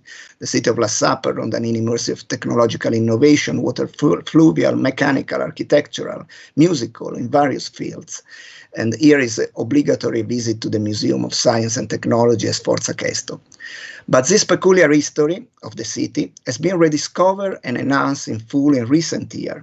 But on this theme, I will leave the floor to the Councillor for Culture of the Municipality of Milan, Filippo Del Corno, who in addition to his political and institutional role is, and that's very important for me, a contemporary musician, a composer, a musicologist, and an expert of cultural history of the city. So please, Dr. Del Corno, I can leave you the video and the words to explain the rediscovery of Leonardo's Milan. Thank you very much for your invitation. Thank you very much for your words, and I'm very happy to be here with you. And I will focus my speech on the great genius of Leonardo da Vinci and his very strong relationship to Milano. Also, talking about the celebrations we realized last year to mark the 500th anniversary of Leonardo's death. Of all the cities Leonardo da Vinci lived in, he spent more time in Milano than in any other, almost 20 years. he spent an initial period from 1482 until 1499 at the service of the Duke of Milan, Ludovico Maria Sforza, who is known as Ludovico il Moro. And the second period from 1506 to 1513 came at the time when Lombardy was contested between the French power and the restoration-seeking Sforzas. These two periods of permanence of Leonardo in our city left very strong traces, some of which are still very visible in the city and in all the Milan area. And engineering, architecture, art, town planning, the natural sciences, there is no area of human learning that was left untouched by Leonardo, who over time became the truest embodiment of the concept of the Renaissance man. Like many Renaissance artists, Leonardo was looking for a rich and powerful patron to whom he could offer his skills and services. And so he decided to approach Ludovico il Moro, illustrating his expertise in a multidisciplinary CV, curriculum vitae, that couldn't fail to impress the ambitious Duke. His letter of references is still visible today because it is contained in the Codex Atlanticus, conserved at the Biblioteca Ambrosiana, the Ambrosiana library in our city. So Leonardo promised to Ludovico Sforza war instruments, light and strong bridges, new ways of bombing for times of war, but also the composition of public and private buildings, water canalization works, sculptures and paintings, and finally the famous bronze horse in memory of the father of Ludovico, Francesco Sforza, for times of peace.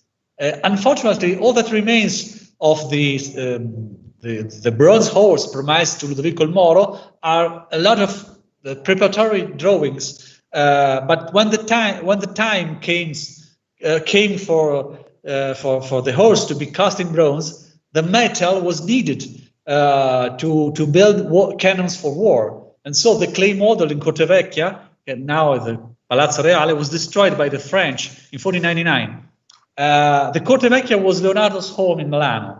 It was there that he worked to many different projects, developing new ideas for an ideal city and making water courses in Milano more efficient and widespread. In 1482, Leonardo left Florence for Milano. And when Ludovico il Moro began paying him a salary, a few years later, he began producing the works that would change art forever. It was in the city of Milan that he produced a very famous portrait of a musician, now displayed in the Pinacoteca Ambrosiana in Milano. It was in Milano that Leonardo painted the very famous Lady with an Ermine, now in Krakow, or La Belle Ferronnière, now in the Louvre Museum, as well as the two different versions of Virgin delle Rocce, the Virgin of the Rocks. The first one is conserved at the Louvre Museum, and the second at the National Gallery of London. But Leonardo's true masterpiece, realized in our city, is unquestionably The Last Supper, in which he made a turning point in the history of art. With this wall painting executed around 1492-98 in the refectory of the Dominican convent of Santa Maria delle Grazie, Leonardo first attained the pioneering combination of dilated naturalism and also the divine grace that could take painting to the realm of other world. And his interest in the extensive investigation of nature, or the constant that characterized all the artist's work here in Milano, as it is documented by many writings and notes. From 1498, he worked on the biggest mural painting ever produced, the decoration of the Sala delle Asse in Castello Sforzesco, a pergola of mulberry trees, morus in Latino, in honor of the Duke. Until its restoration that began in 2013, the Sala delle Asse was known as a wide room with only two decorated parts. The ceiling, painted with an intricate system of branches, rbs, green leaves, and reddish mulberries standing out against the sky, and also the colored monochrome in the northern corner of the room, a huge drawing portraying the base of the trees, with roots penetrating the rocks. But when removing the wooden boards of the post-war furnishing of the 50s and beginning to study the Sala and eliminating some layers of plaster and paint, nobody could have imagined that an old 1 meter high band of an unknown painting would lie beneath. Leonardo's project was more ambitious than without. He hadn't just limited himself to the pergola. Leonardo wanted the visitor to look beyond all the walls. And this incredible discoveries made Castello Sforzesco the focal point of the celebration to mark the 500th anniversary of Leonardo's death last year, when the city of Milan coordinated a big calendar of events, including exhibitions, concerts, theatrical performances, conferences, and further initiatives. The celebrations aim to showcase the work Leonardo carried out in multiple areas. Even the Milano that Leonardo knew shine a light on the traces of his presence that are very still visible in this time. The Milano Leonardo 500 project kicked off on May 2019 with the extraordinary reopening of the Sala delle Aste. The scaffolding of the restoration was taken down completely for the reopening, and a lot of portions of the preparatory drawings uncovered after removal of the layers of plaster on the walls were presented to the public. And thanks to a striking multimedia installation, visitors could learn about the space as a whole, switching their attention from the vaulted roof to the walls, and discovering how Leonardo developed this concept of the imitation of life here, imagining undergrowth houses and hills on the horizon beyond the trees. And from the bedroom of Duke of Sforza to the world outside, the land the Duke governed. And many other art and cultural institutions was also involved in this project, and among others, of course, Palazzo Reale, that is the most important exhibition venue in Milan, the refectory of Santa Maria delle Grazie, where the exhibition Leonardo da Vinci, Early Ideas of the Last Supper, displayed the drawings realized by Leonardo in preparation for the Last Supper coming from the royal collection. And also, of course, the Veneranda Biblioteca Ambrosiana, the Ambrosiana Library, showed a lot of the drawings of Leonardo, and an exhibition of great scientific value was hosted at the Paul di Pezzoli Museum. The exhibition title was Around Leonardo, the Madonna Litta of the Master's Workshop. And moreover, we realized a public competition for contemporary artists for the creation of a work of art inspired by Leonardo's various activities, and the artworks funded by the city of Milano became part of the Museo del Novecento permanent collection.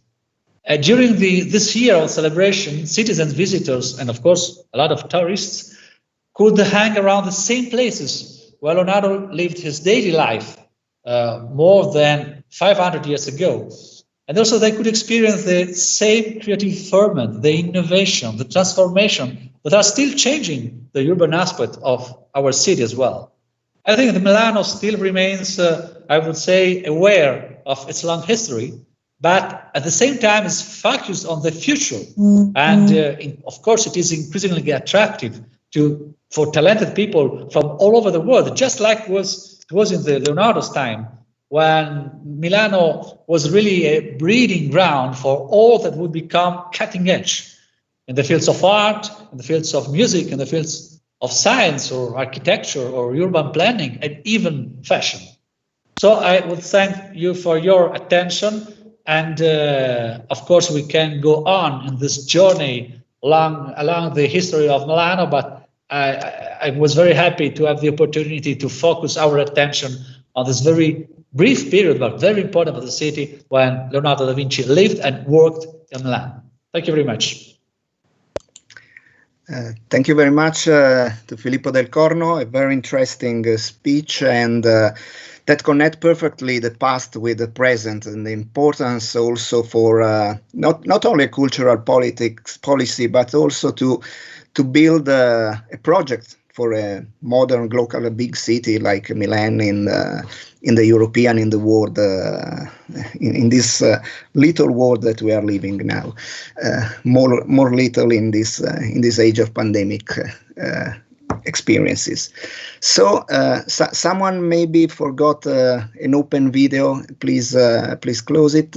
But I was saying we have to divide the student because there is a huge crowd, more than 1,000 participants to this summer school. So we have to divide the virtual classroom. We have a short group here in our virtual classroom, and the other are listening by YouTube channel. So after we can recollect the questions about all the speeches that we'll present. So this second part of the journey is titled symbolically The River of Constant Change, the city rebuilding itself. And it's a very short journey from the 16th century until the 20th century that try to understand why Milan entered in the big open space of nation and states. From the 16th century, Milan entered fully into the great dispute between the nation that upset the European continent, struggling with the wars of religion and the readjustment of empires in a general process of globalization, accelerated by the products coming from the new Atlantic system linked to the Iberian American colonies. Silver, for example, that was a radical change in the history of Europe and in the history of world capitalism, connecting with the globalization of the American mines. The Diocesan Museum of Milan, for example, in Museo Diocesano, still preserves an incredible religious artifact of Aztec artisan made by Quetzal features. Quetzal is a Mexican and Guatemalan green bird with very impressive features, and this religious artifact is part of many artifacts that were donated to Milan in the age of San Carlo Borromeo. At the dawn of 15th century, Ludovico il Moro was defeated by French army of Louis XII, led by an exiled Milanese, Gian Giacomo Trivulzio. Then after the descent of the Swiss troops, Swiss is very important to understand the place of Milan in Europe, the duchy passed to Massimiliano Sforza. And after the Battle of Pavia, a very important battle in the history of Europe, under the control of the Emperor Charles V, becoming an Habsburg fiefdom, then to pass to Philip II under the control of the huge Spanish Empire with the division of the Holy Empire. The city then became a center of the Catholic Counter-Reformation, a very important center of Counter-Reformation, artistically of Reform mannerism, with Archbishop San Carlo Borromeo and his successor Federico Borromeo. Spanish Milan was a very interesting and vital center of global empire, with a lot of limits, obviously. But even if it's remembered more for the elements of crisis, from the plague of 1630, for example, narrated in the 19th century by Manzoni in Promessi Sposi, who, as a good liberal patriot, contribute to enforce the Spanish leyenda negra, the black legend of Spain. But now the historians are revealing that Spanish Milan was not so bad as was considered for a long time in our collective imaginary. In the first part of 18th century, with the Treaty of Rastatt, Milan became Habsburg, passing for the first time under the control of Austria, which then experiences a period of strong political, administrative, and cultural reformism during the reigns of Maria Theresa and Joseph II. In those years, a new model of land registry was created, il Catasto Teresiano, very important to the study of the history of urbanization, as was launched the first census of Milan in 1760, which recorded 108,000 inhabitants.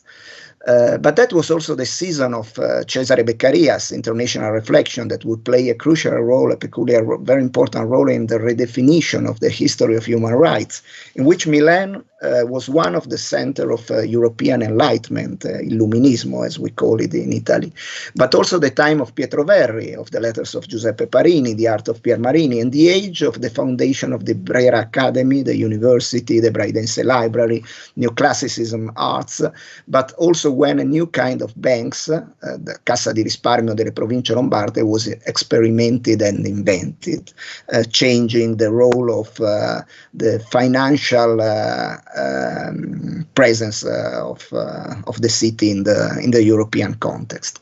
Milan was then the city of melodrama theaters, from Canobiana to the little wonderful Teatro Gerolamo, a city that hosted Mozart, who stayed here for a year between 1771 and 1772, failing to become the director of the new theater called Teatro alla Scala, which was then inaugurated by Salieri 6 years after the presence of Mozart in the city. A theater destined to host Cimarosa, Bellini, and all the big names of the 19th century, Rossini, Verdi, Donizetti, while Manzoni, in epistolary contact with Goethe and linked with the innovative philosopher, theologian, and priest like Antonio Rosmini, another very important figure to understand the history of Milan and the north of Italy in general, opened the doors to the season of the modern novel and what we consider the entrance, the slow entrance in the contemporary age. With the eruption of the Napoleonic troops, we don't have many time to explain these very interesting parts of the history of Milan at the height of the Italian campaign, at the end, in the 96 of the end of 18th century.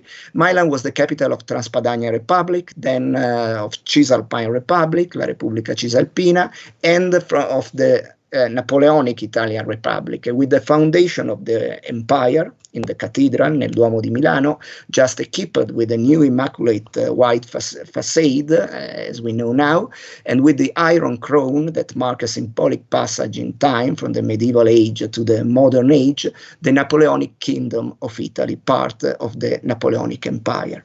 Napoleon transformed the face and the soul of the city, as an important historian, Nicola Rapponi, once wrote, passing from the revolutionary Jacobin impetus of the Cisalpine Republic with its radical reforms to the imperial institutionalization of the 19th century.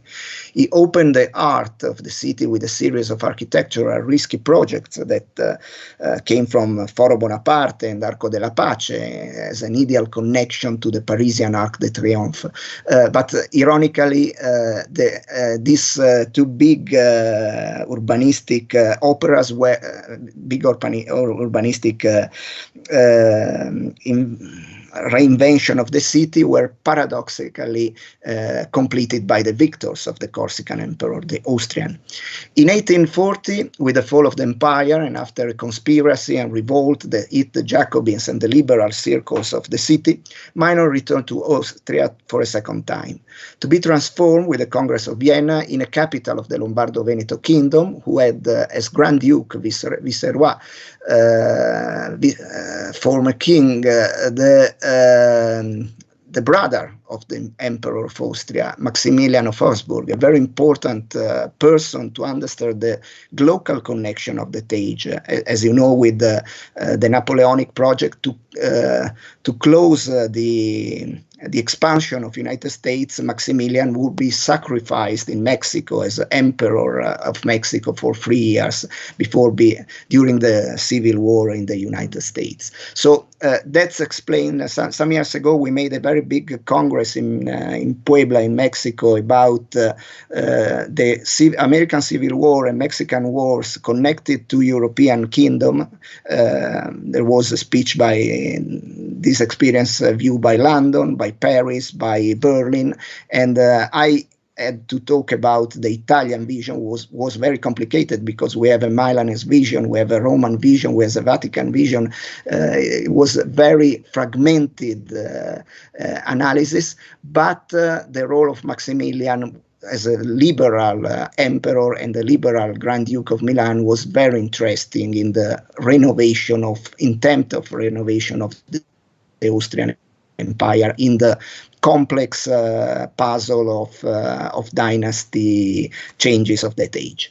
You have to remember that now the historiography demonstrated that the fall of Napoleon III is very strictly connected with the cost of the Mexican campaign in the Prussian victory with Bismarck that would have changed totally the face of Europe in the last part of the 19th century. So, returning to Milan, the city would have experienced all the process of the Risorgimento, the process of unification of Italy at the forefront, but also participated in the European climate of the riots, which in March 1848 culminated in the popular revolt that in Milan is called the 5 days, le Cinque Giornate di Milano, but is linked in Milan with the strong revolt in Paris, in Vienna, in Berlin, that for the first time were also social and political revolt, not only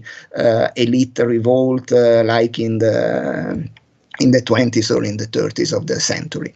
With the Second War of Independence, the city passed under the Piemontese control to become part of the newborn Kingdom of Italy in 1861. In the late part of the century and the early 20th century, Milan became one of the laboratory cities of the global industrial revolution, long before the actual European corridors.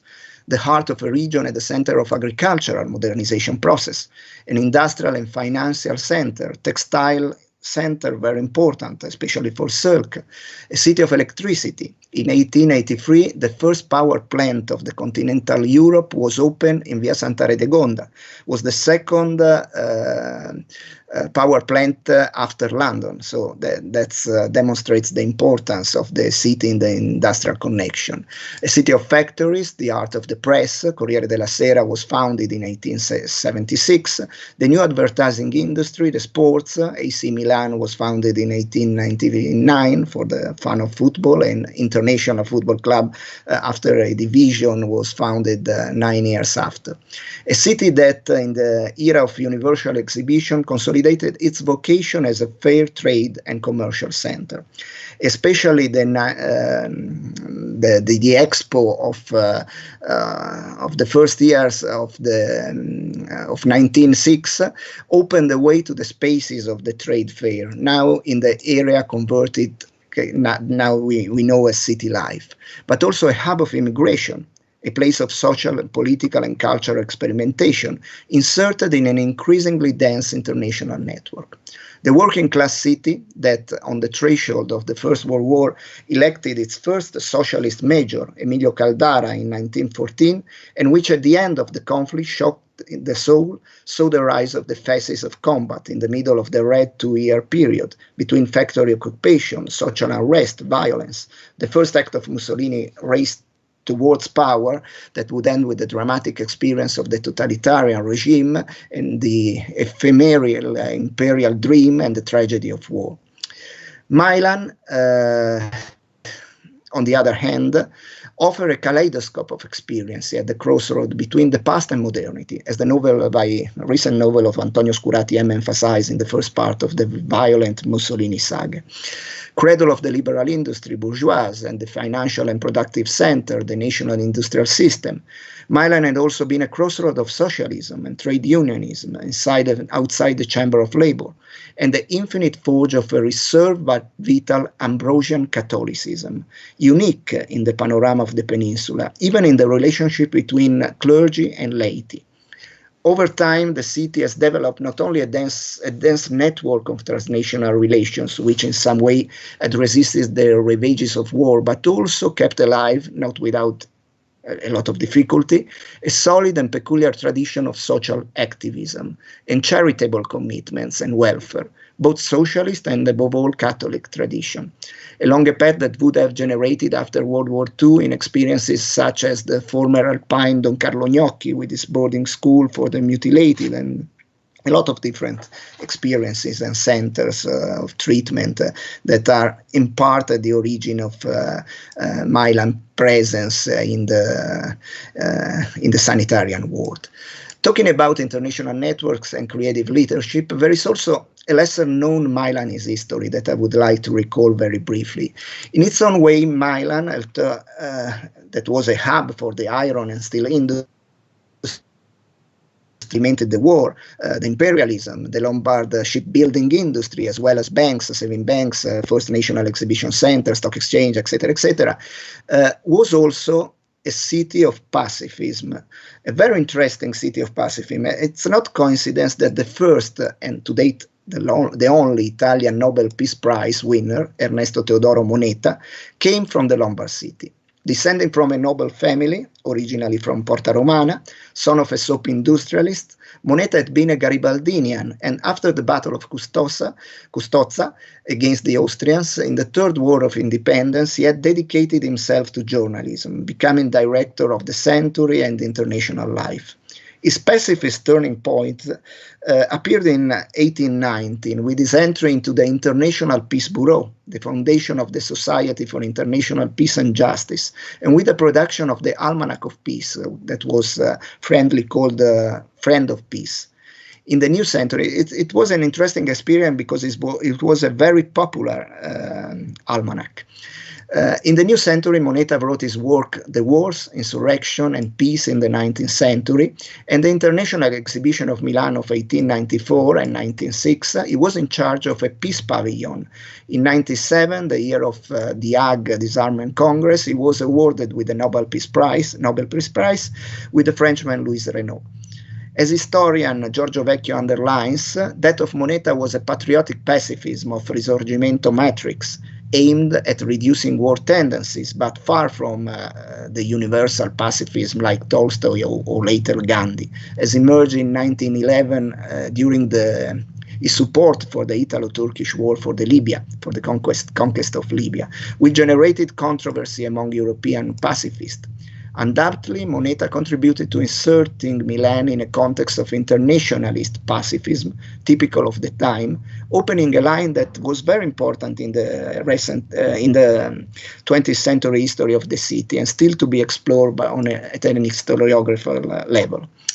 So, this strange city of war industrials and of pacifists, despite the experience of Great War, in which the magazine Cenobium by socialist Enrico Bignami has distinguished itself, disseminated from his Swiss exile, the Catholic mediation of the popular Filippo Meda, the advent of socialists to the municipality like Emilio Caldara, quoted, and Angelo Filippetti, the eruption of fascism, all the fascism had a very disruptive effect on the city. Milan and some of its economic potentates and cultural groups, in fact, played a crucial role, not only at the genetic level, but also in guaranteeing Mussolini's rise from Piazza San Sepolcro to the call to government by Vittorio Emanuele III, and from there to the constitution of the totalitarian regime, to the war, up to the darkest years of the Italian Social Republic after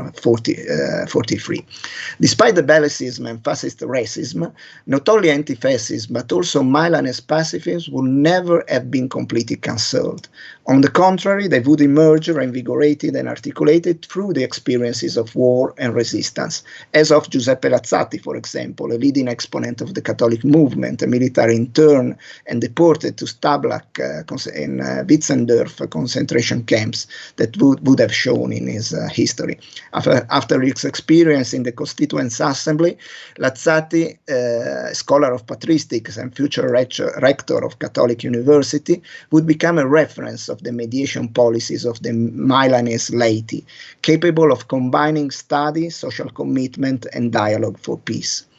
Or the case of the Milanese acquired, like Giovanni Poli, a former modernist priest who was approached by Gandhian pacifism, then Italian referent for the War Resisters League. The consolidated presence of publishing houses, circle of scholars, artists, study and research centers, press, advertising agency, architectural studios in the period of reconstructive dynamism of the second post-war period would have opened the original formulas of more or less active and transversal pacifism and reconstruction, crossing different reconstructive experiences of priests, writers, journalists, scientists, intellectuals, architects, also cartoonists, musicians, of the most varied political trends, both from Milan or coming from other cities and dislocated in Milan. By the way, the impact of the Second World War on the city was devastating, with Nazi-fascist destruction, violence, roundup, incarceration, torture, and of course bombing.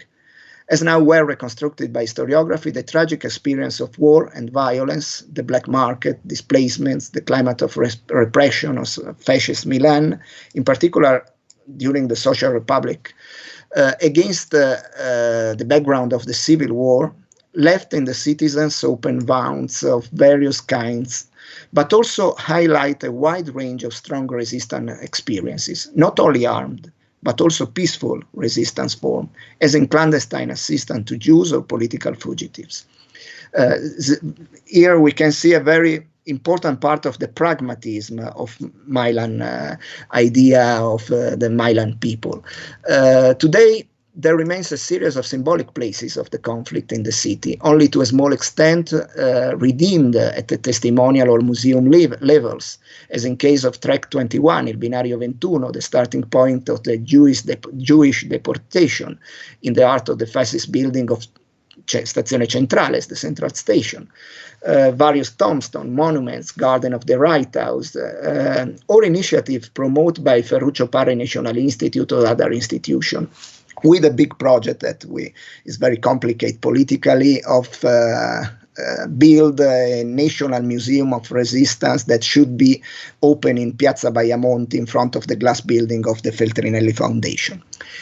Even in the heart of the war, the city, despite everything, continued to live with its popular theaters, starting with the Gerolamo in Piazza Diaz, belonging to the wonderful Colla Brothers family of puppeteers, to the stages of Smeraldo Theater, or with sport activities, a beautiful photographic book edited by Camilla Cederna, Martina Lombardi, and Marilea Somare reminds us. The bombing of Milan naturally changed everything. The first raids on the city of the British RAF bomber command had already begun in mid-June 30, a few weeks after the Italian entry into the war, alongside with Hitler's Germany. The main targets of that summer had been Linate Airport, the Caproni, Innocenti factories, and the end of the year, Pirelli factories.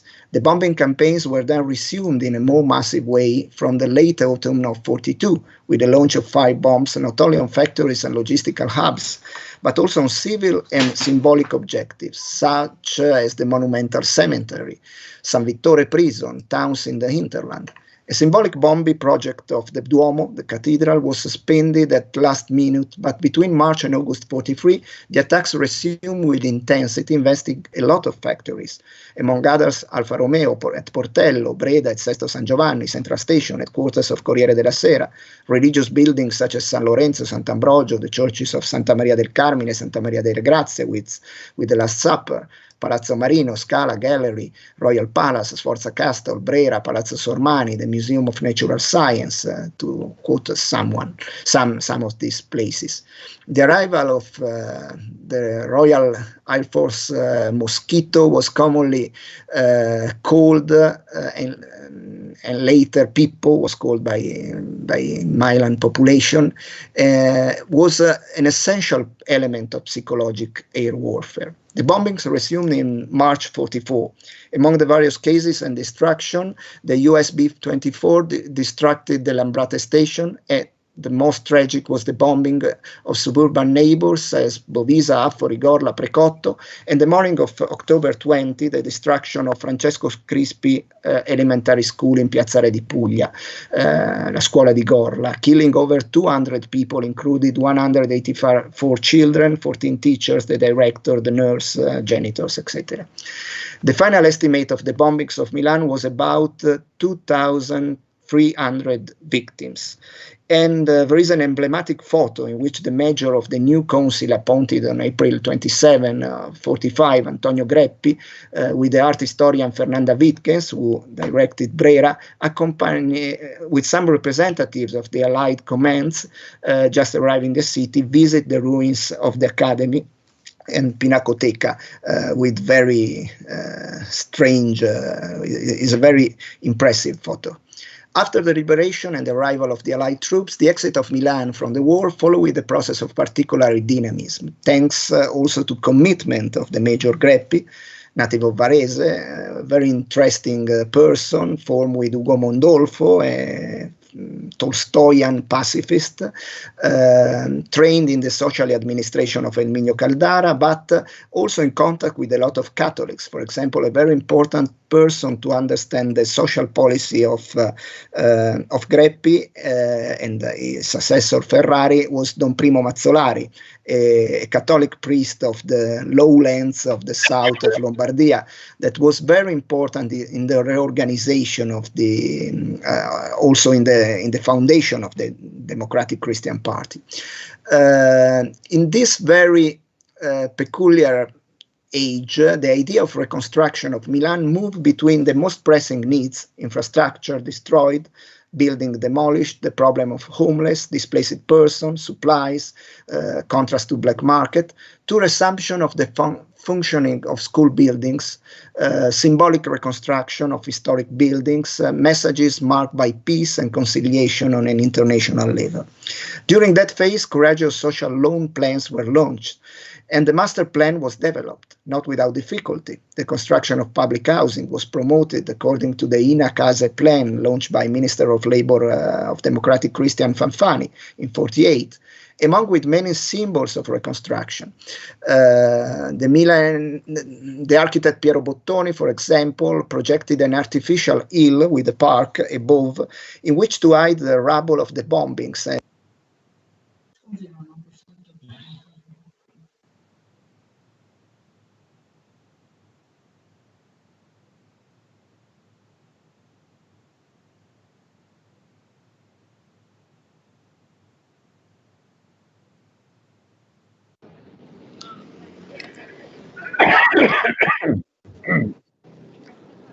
Massimo, sorry, I think that your microphone is turned off.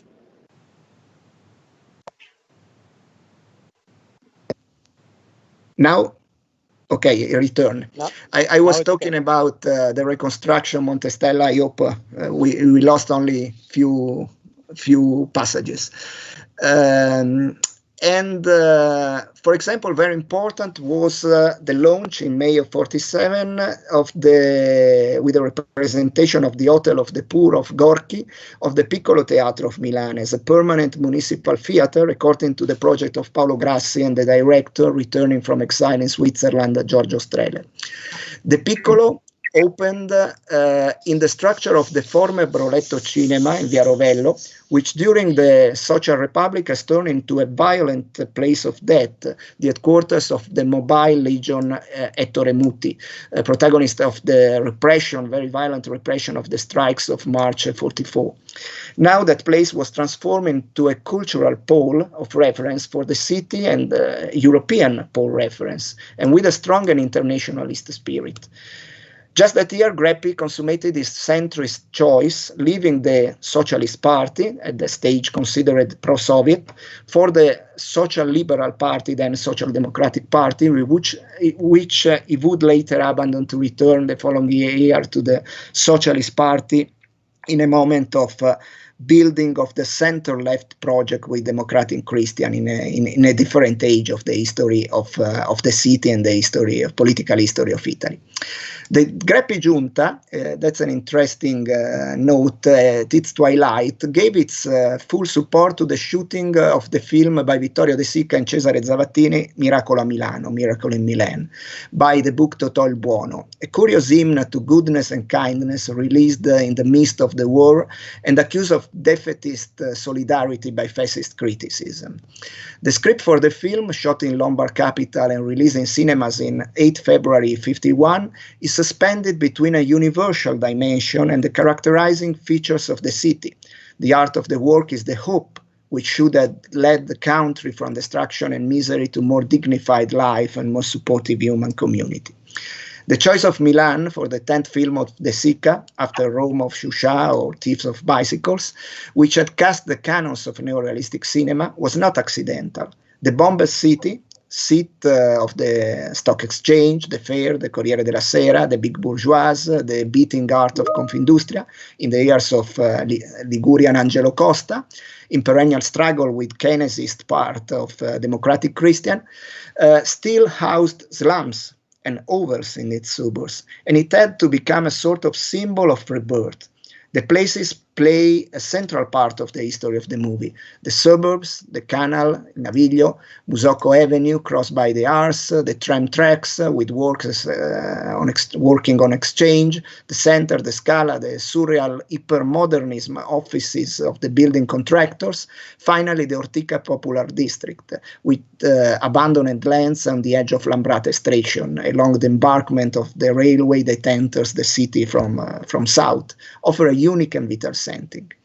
Is a plot of magic realism that also is linked with the history of charity in the city. The Martinit family, founded in the 16th century by Girolamo Emiliani, and which the publisher Angelo Rizzoli, the founder of the bicycle company Edoardo Bianchi, and Luxottica Leonardo Del Vecchio come from, or the Institute for Orphans of the Stelline, now the places of Palazzo delle Stelline, promoted by San Carlo Borromeo and the Congregation of Benedictine Nuns.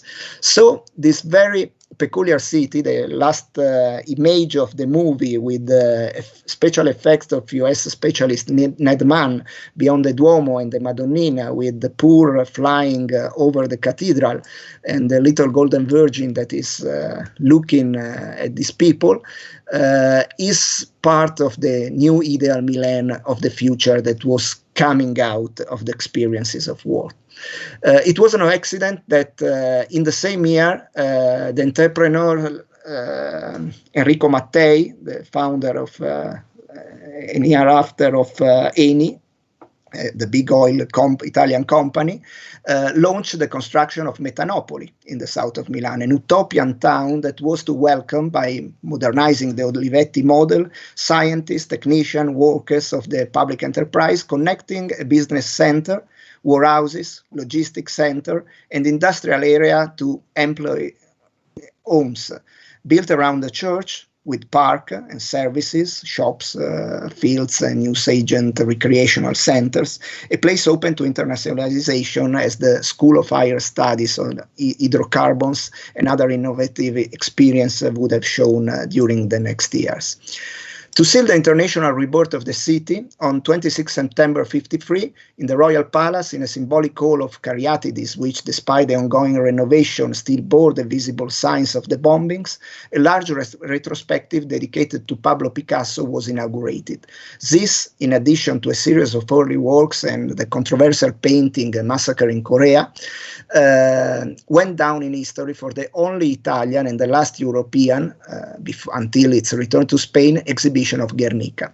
That was an interesting passage because Guernica was not conceived by Picasso to a Roman exhibition some months before, because in Rome, Andreotti and other democratic Christians was against the idea to exhibit the massacre in Korea. That was obviously a very political piece of art. In another view, Milan could exhibit Guernica. And that's a very interesting sign of the cultural and political autonomy of the city. Despite the difficult political climate, the project of the exhibition during the age of the major social democrat Virgilio Ferrari, who Piero Bassetti knew well because he was in that group of administrators of Milan, professor of physiology at the University of Milan. In 53, Guernica came to the Lombard city. And it's very interesting, for example, that Arnaldo Pomodoro, a very important sculptor destined to bind much of his future to Milan, remember, I came on purpose to see it. At the time of the city was very lively, a very new city in the midst of rebirth and reconstruction. And the Picasso exhibition was a memorable event, an extraordinary emotional strength. It was not a question of form or figure. He opened our heads to a universal lexicon, and Milan was trying to find a universal lexicon. That's a very interesting quote by the young Arnaldo Pomodoro coming from Marche to visit Picasso exhibition in the city of Milan. After the first phase of reconstruction, these were the years of turmoil and growth in which Milan dragged the country to the gates of what would soon be the national economic boom. the underground Line 1 began to be excavated, later inaugurated in '64, whose work started thanks to an open bond loan. And the city grew in waves with its factory, the hinterland, which was filling up with Korea neighbors, the initially housed Venetian migrants who fled from Polesine floods, to follow the first flows of immigrants arriving from the southern region, which would have gone from 70% in the 5-year period of between 52 and 57 to 30% of the inhabitants of the city. So the migration process was a big part of the transformation of Milan during these years. These ferments accelerated in the second 50s and first part of the 60s, when Milan became an avant-garde of the nation and a European economic boom, a center of exchanges, business, research institutes, cultural circles, associations, social commitments, publishing proliferated. The old one, Mondadori, Bompiani, Rizzoli, Oepli, Giuffre, with the new one, Fratelli Fabbri, Franco Angeli, Murcia, Feltrinelli, which since its foundation in '54 began considerably broaden to the international outlook of its publication. The big reconstruction of the San Siro Stadium in '55, a new master plan launched by the city, the touring club as a channel of motorization, to promote motorization, to access the Milanese to holidays, and a lot of new big factories also entering in the Italian consume. For example, Angelo Motta in '59 launched the first Italian snack, Buon Motta, while the competitor Alemania began to invest in motorway restaurants and companies such as Branca, Ramazzotti, Cucirini Tre Stelle, Filati Bassetti, a lot of others that became a big part of the growth of the city. The trade fair reopened on September 46, since also a hub of the Italian globalization processes in that season of turmoil. Then, of course, after the hot autumn, the turbulent decade of the years of terrorism and tragedy of tension, it's time to start again from Milan, from the tragic bomb in Piazza Fontana, 12 December '69, the city would have occupied a very important place in transnational connection during the '70s.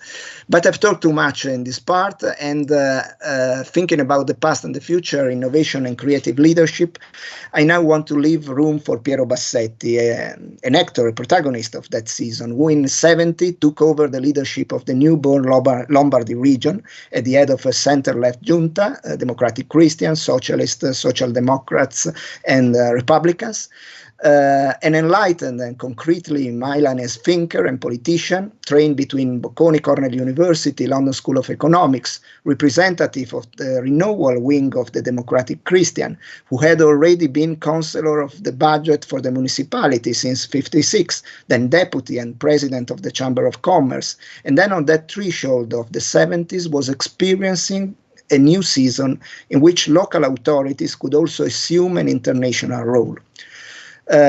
Precisely the international, transnational dimension and the globalization principle, around which he reflected a lot, would have represented the elements of a figure who later would have also covered the role of president of IPALMO, the Italian Institute for the Relation with Africa, Latin American and Middle East countries, and a member of Trilateral Commission, and today the president of Globus et Locus. So I leave you the word, Piero Bassetti, talking about the old and the future Milan.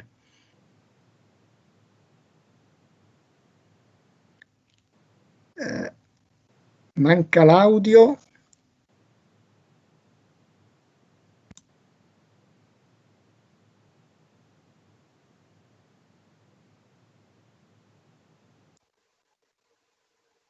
Listening.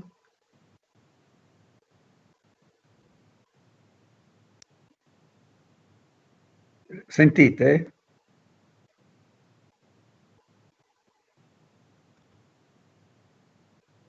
Mi sentite? Sì.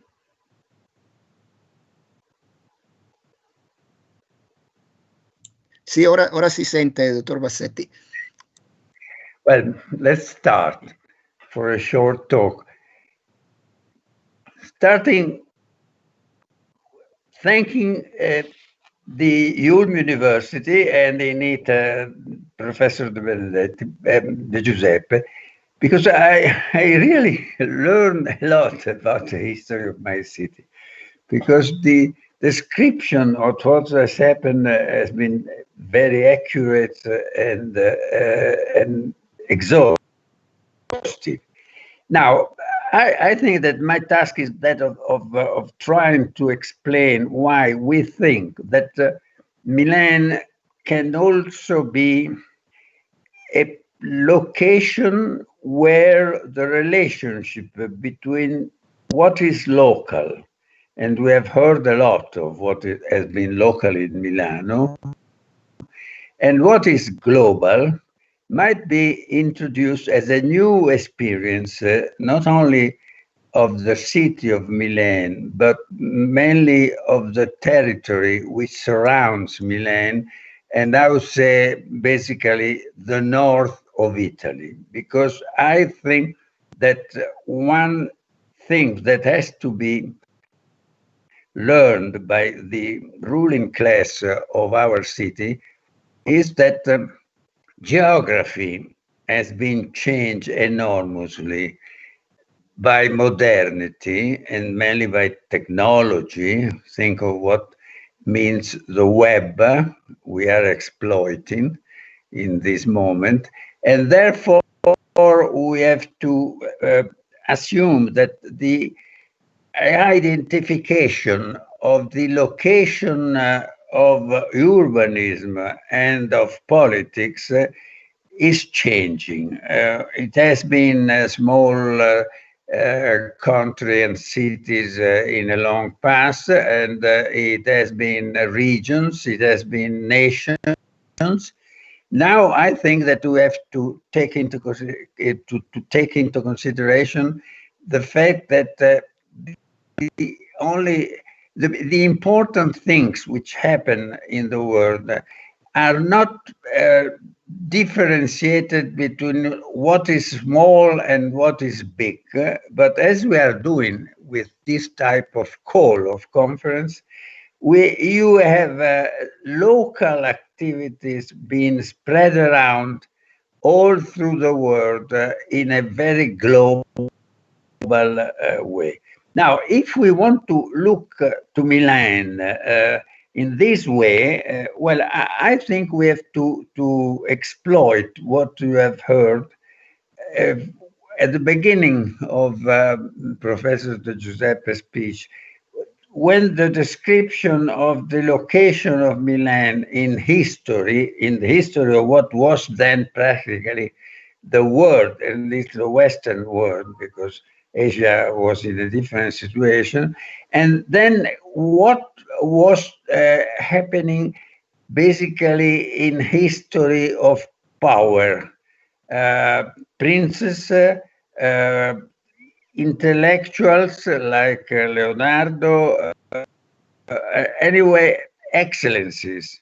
Now I think that we have to begin to learn that the subjectivity of a city is by far broader, and that when you say what is Milano now, you have to assume that it's a completely different thing from what it has been in the times of Diocletiano, or even as Capitale Morale, as it used to be called in the national Italian experience. I think that the pandemic, the COVID, has demonstrated in a very clear way that the national borders are finished. It's true that when we look to the chart of the pandemic, we still see the numbers of what has happened in the different nations. But what you should notice is the fact that COVID has hurt all the world practically almost in the same way, with slight differences, but as a whole.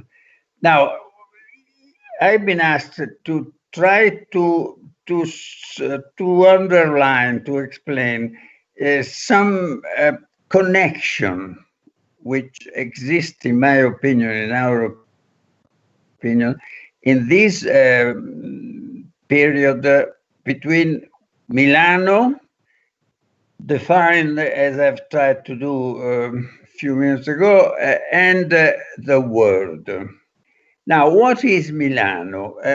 Well, Milano is basically still now a small city, comparing with the new dimension of the modern metropolis, but it's located in a very peculiar and important place because it's located, as Midland says, at the border between the continental Europe and the Mediterranean Europe.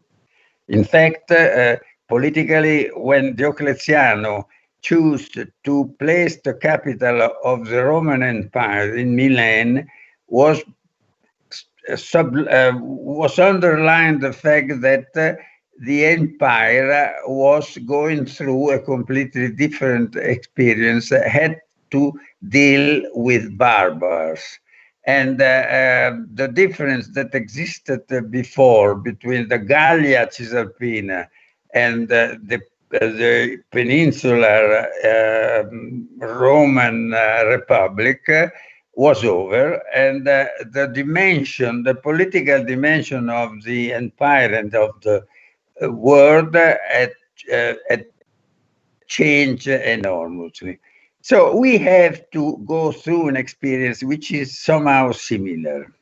Because I would say that after what has occurred with the starting of an European building, institutional building, after the financial one, which has been in fact implemented, what is going on is the fact that in the Mediterranean and in Brussels, the direction of development appear to be very different.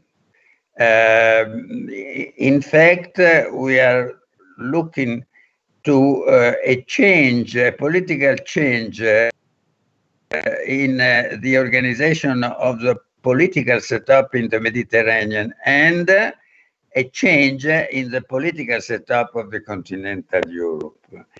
Now, Milan is exactly on the border of these two different locations of the political futures in Europe. This is the starting point you have to assume. And then it makes sense, and that is the only thing that I will do in my short intervention. What makes sense is to check if Milano is in condition to assume the responsibility of playing a role in this necessary connection between what goes on, for instance, in Germany, or in the alliance between France and Germany, in the Merkel's policy, in the north of Europe, and what is going on in the south of Europe, where not only our country, Italy, is stressed by a strong tension dividing the country in one part rather weak and one part instead strongly enough to be assumed as relevant, for instance, for the German economy. Now, Milan is in the border, and let's check if it is equipped to perform the function which is historically assigned to it. I'll mention one figure. We have in Milan 4,000 multinational enterprises right now. It's a strong concentration of what? Of what, as the name says, is in fact in the economy multinational. And we are therefore stressed by the necessity of dealing with the controversy between China and the United States and the possibility and the role of a new Europe which can be the third subject in the history of the world. Connections. The geographic has been clearly demonstrated by what we heard. The cultural also, in that sense, Leonardo da Vinci is a typical case of hybridism and therefore of different location between Florence, Milano, Paris, which were the location at that time. Culture. Then what is going on in the economy? Milan has always been an important center, agricultural center, because as probably few of the listeners know, I mean, it's located on the line where the waters of the Alps come out and flood the land, and therefore has always been located in a very fertile agricultural. In terms of agricultural, we have little to learn because after a rich agriculture, we have developed a rich alimentary industry, and the balance between income balance between Italian agricultural industry and the foreigner is a very favorable one. So in agriculture, we are fully equipped to discuss on a localistic approach. Then industry. Industry has gone through different situations. As it has been mentioned, the starting of industry, of manufacturing somehow happened in the surrounding of Milan at the beginning of the industrialization. Then we have gone through a national development, autarkic or things like that. But now we are in a very strong position, and that is one of the reasons why, for instance, the German industry is fully acquainted with the fact that take the field of automobile, the necessity of trading and collaborating with the northern Italian manufacturer is absolutely necessary. Then you have services. This is a part which is not the strongest so far. We have a good tradition, but we suffered and we paid the price to the nationalization of services, which has been implemented by the fact that the capital in Rome and the structure of our bureaucracy and services organization has been centralized strongly by the kingdom and then the republic. But the modern services are the Italian modern services are mainly located in our surroundings. Probably only tourism is something where our localism, but even there, through some inventions which have done in the field, for instance, of furniture, in the field of showrooms, and in vogue, we are strongly internationalized and globalized. So we get to the real difficult point, the political one, because the problem of our cities has been that we always made the choice of becoming defending our instrumentality to the political organization that existed. The strength of Milano has never been that of being the number one politically, of the political power, but rather the number one in the civil society that was exploiting the different political organizations. The choice of remaining a lay society is a clear choice that the Milanese did all through the history, not only the modern one, but even the old one. Now, the challenge of our time is, in my opinion, in this moment, exactly political, because I think that the only way to rule the power of innovation, where science and industry get together, expanding power in defense, in any field, and research, well, power to rule the power of innovation has to be somewhere created in a new organization of the world that cannot be the old one, the national one.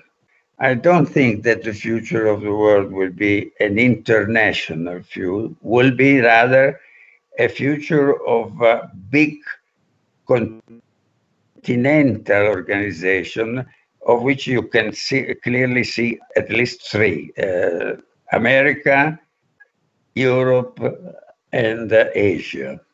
Now, what can be the role of a city like Milan in getting acquainted with the historical task, which might be assigned to an urban tradition as ours? Well, I think to be somehow leader in the understanding of what is going on in these terms in the history of the world. This is the engagement which characterizes the work on the issue of globalism. Because to understand history, you need to understand the ideas which are moving the changement. And by sure, we have had an experience of globalization, but this experience has been wrongly assumed as an experience based on the the largeness of the geographical dimension, not in the real characteristic, the new way in which the relationship between localism and globalism was taking place. In fact, if you look, for instance, now to big cities like New York or even Peking, you see that they are all engaged in understanding how they can get along. London, for instance, they get along between the challenges of the globalization and the historical tradition of the localization they had ruled so far. This is the point I wanted to raise in this occasion, in a call where a local source, big Milanese university, from the information I got, is discussing the problem with people around practically and potentially all the world. We think that should Milan keep and maintain some sort of hegemony, cultural hegemony, in the strengths and the effort of understanding what a globalization means, with the prevalence of mobility to stability. Stato is a word meaning stability, meaning borders. All that is obsolete. We have to discuss in terms, as we are doing right now, of web, of mobility, of science, and therefore of information, in new problems like the ecological one with a global dimension, and therefore new urbanism. I want to finish, underline this point. New urbanism means new idea of what is a city. I talked to the listener. You have received a wonderful explanation and tale of what has been and is Milan.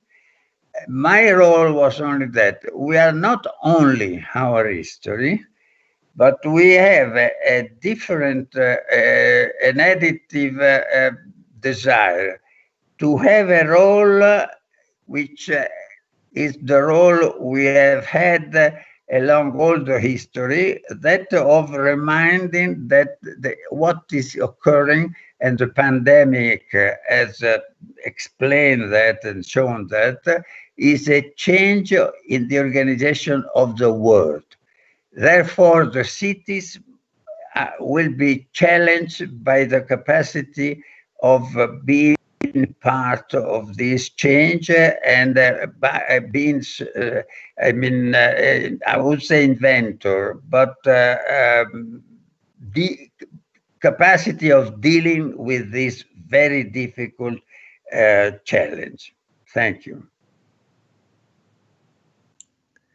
Thank you very much, Dr. Bassetti. It was very interesting, the connections in agriculture, industry, services, but also this dialogue between mobility and stability, physical territories and digital spaces. That is a challenge, obviously, and also a commitment, a political commitment for the future. So thank you very much for your explanation, your ideas, your suggestions. So we are entering in the last part of our open lesson. Sorry, we are going a little bit long, but we have time. We don't have many constriction. So we have another theme that we would like to touch, and it's about people. Although Milan has had a long tradition of intellectual, economical migration from different parts of Italy and Europe, since the arrival at the turn of the 20th century of migrants from the Bergamo lands, as narrated by director Ermanno Olmi in the movie L'Albero degli Zoccoli, to form a new agricultural and then factory workers, the city would have been a crossroads also of people and migration experiences of the contemporary age. From Alpine migrants to the Venetians of the second post-war war, to the Southerners, immigrants of the economic boom years, up to international, Asian, South American, African migration of the late 20th century, early 21st century. These movements of people have contributed to making Milan more and more a world city. There is a song by Enzo Iannacci, a Milanese director-singer of Apulian origin from the early 60s, called Wesunki in Milanese dialect, which talk of the bumpers, young bumpers of the tram that became a carousel of the Fulits, the little young people, the new boys arrived with their cardboard suitcase, which through the image of a tram full of children perfectly captures the idea of the city changing its skin in the years of the boom. Parallel to these processes, the urban structure of the city underwent significant changes between the 60s and the 90s, with the birth of new districts such as Gallaratese, Cutiotto, the creation of a second and third metro lines, underground lines, the strengthening of the airports, while the asphalt finished covering the large part of the city circuits of the canals, and Naviglio disappeared, as in a very old regulatory plan of 1889 of architect Berruto, resumed in the fascist age and finished in the 60s. The 80s mark a season of well-being and internationalization, apparently well-being, because a part of the boom of fashion and advertising, of the Milan to drink, as the slogan shouted, also was a season of the industrialization of working class districts, product of the cyber revolution, the connection between industry and services that was describing Dr. Bassetti in the age of the crisis of Western Fordist model. In the last decade of the 20th century, marked by a global revolution, the birth of the new economy, the impact of the end of the Cold War, the horizon of the European Union, Milan experienced the political earthquake linked with the end of the so-called First Republic in the season of clean hands investigation, of the explosion of cases of corruption, with the birth of new political actors from Northern League, who took Palazzo Marini from the socialists with Marco Formentini to Forza Italia, Silvio Berlusconi and other major of Milan like Albertini and Moratti. Since 2011, the city has then returned to center-left, first with Giuliano Pisapia, then with current mayor Giuseppe Sala. It's interesting to note that in the last 15 years, as well as being the Italian capital of industry, finance, and fashion, all these kind of things, Milan has been increasingly associated with the leading areas of not only communication, but also internationalization of people. In this city in transformation, today epicenter of a metropolitan city with 134 municipalities, not so big like London or Paris, as Bassetti said, but increasingly international and increasingly multi-ethnic. In a better sense, local, connected by high speed to Turin, Bologna, Florence, Rome, Naples. We find the first in Italy city for the presence of regular non-European citizens. 445,000 according to the National Agency for Labor Policies, 100,000 more than Rome, equal to 11.8% of the people registered in the city registry. And it's interesting that it's 22-1 for the minors. The first community nowadays is made of Egyptians, 40% of the no communitarian people in Milan, Filipinos, 10%, Chinese, 10%, then Peruvians, Albanians, Moroccans, Ecuadorians, with some peculiar cases such as the Salvadorian presence, first in Europe in front of Madrid, for example.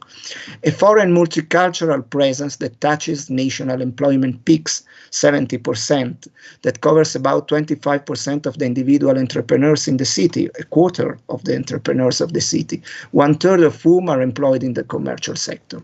In this world city, therefore, resides a crucial component of the future of Milan that must be managed in most creative and intelligent way, confirming the long international and transnational history of the city, as we have seen, also through innovative cultural projects and policies.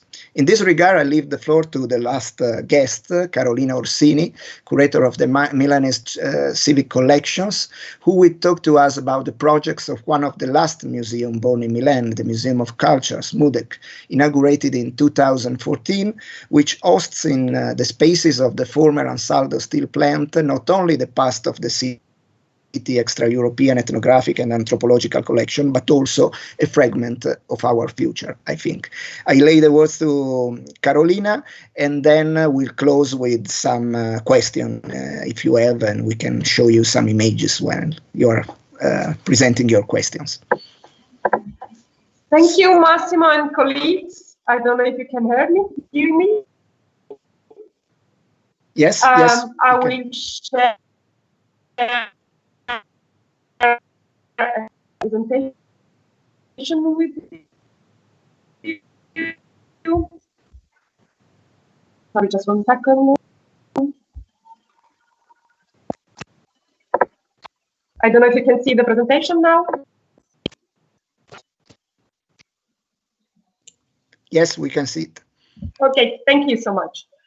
So, as Massimo told you, I will try to outline the newborn museum, the MUDEC Museum of Culture. The MUDEC was conceived to host the anthropological collections of the municipality, and more than this, as Massimo said, it was conceived to build around this collection intercultural dialogues at local and global level. The institution has said opened in 2014 in a former industrial area, now very famous as a design and fashion district. Here you can see the MUDEC and the Tortona district, probably visit the district during the Salone, the very famous fair of design, which is in Milan in April every year. And you can see here the main building inside a very industrial look location. As I said, this is another plan of the area. As I said, the building was designed by a London-based architect, Victor Field, very industrial look, and it's composed by modular buildings with the apparent absence of hierarchy of spaces, which emphasize the inclusive character of the whole cultural project. You can see here the main plaza and the stair that connected the ground floor with the exhibit floor at the first floor. This is a view of the main plaza from the area of the building. The municipality of Milan owns small but interacting artifact collection from Asia, Africa, and the Americas. So you are talking about 9,000 objects spanning from over 3 from 1,500 BC to the modernity. And we also collect immaterial heritage, including photos, videos, audios, and mainly from Amazonia and Papua New Guinea. The MUDEC also presents an innovative form of governance. For the first time in Italy, a partnership between a public institution, so the Milano City Council, and the private company, the Cultura, was developed. The Milano City Council is responsible for the management, preservation, and promotion of cultural assets, as well as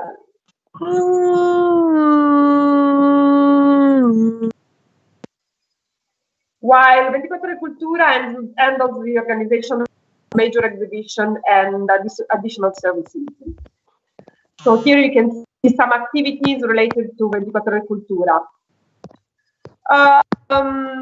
Obviously, we have. Can you hear me? I hear some Yes, noise. yes, Carolina, we can hear you well. There was someone left open the microphone. The microphone, Okay. but now it's resolved. The museum exhibition, which opened in 2015 and will last only 5 years because we are intending to renovate very often the permanent exhibition, was designed to present the history of the city public ethnographic collections from the 17th century to the post-World War II era, highlighting the relation between local stories and the global background enclosed in a selection of objects, around 300 objects. Against this historical backdrop, the exhibition also documents the changing nature of the encounters between our region and the various cultures that these collections represent in a material form. So object inventory, it's a rather innovative exhibition, because instead of presenting artifacts geographically or ethnically as normal museums do, cultures are presented in terms of how specific groups, in this case those of Milan and Lombardy, encounter and look at the other. So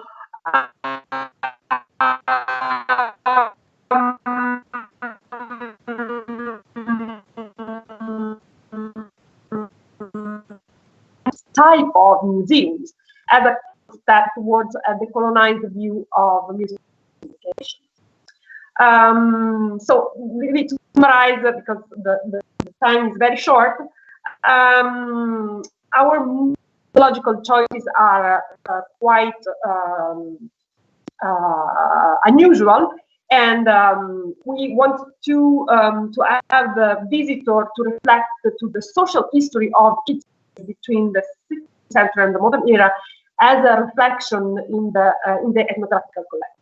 So through the collection, you have a self-reflective approach and see the mentality of Italians who collected this kind of objects. In addition to the exhibition, we have a very complimentary visit to the music storerooms. Here, the objects are displayed in a very different way. We follow the geographical and chronological criteria, and the collection are divided into specific areas. And this was designed to help students and scholars to have access to the complete range of the objects that are conserved in our museum. You can see another view of the Japan section of the store. You can see the pre-Columbian collections as displayed in the storerooms.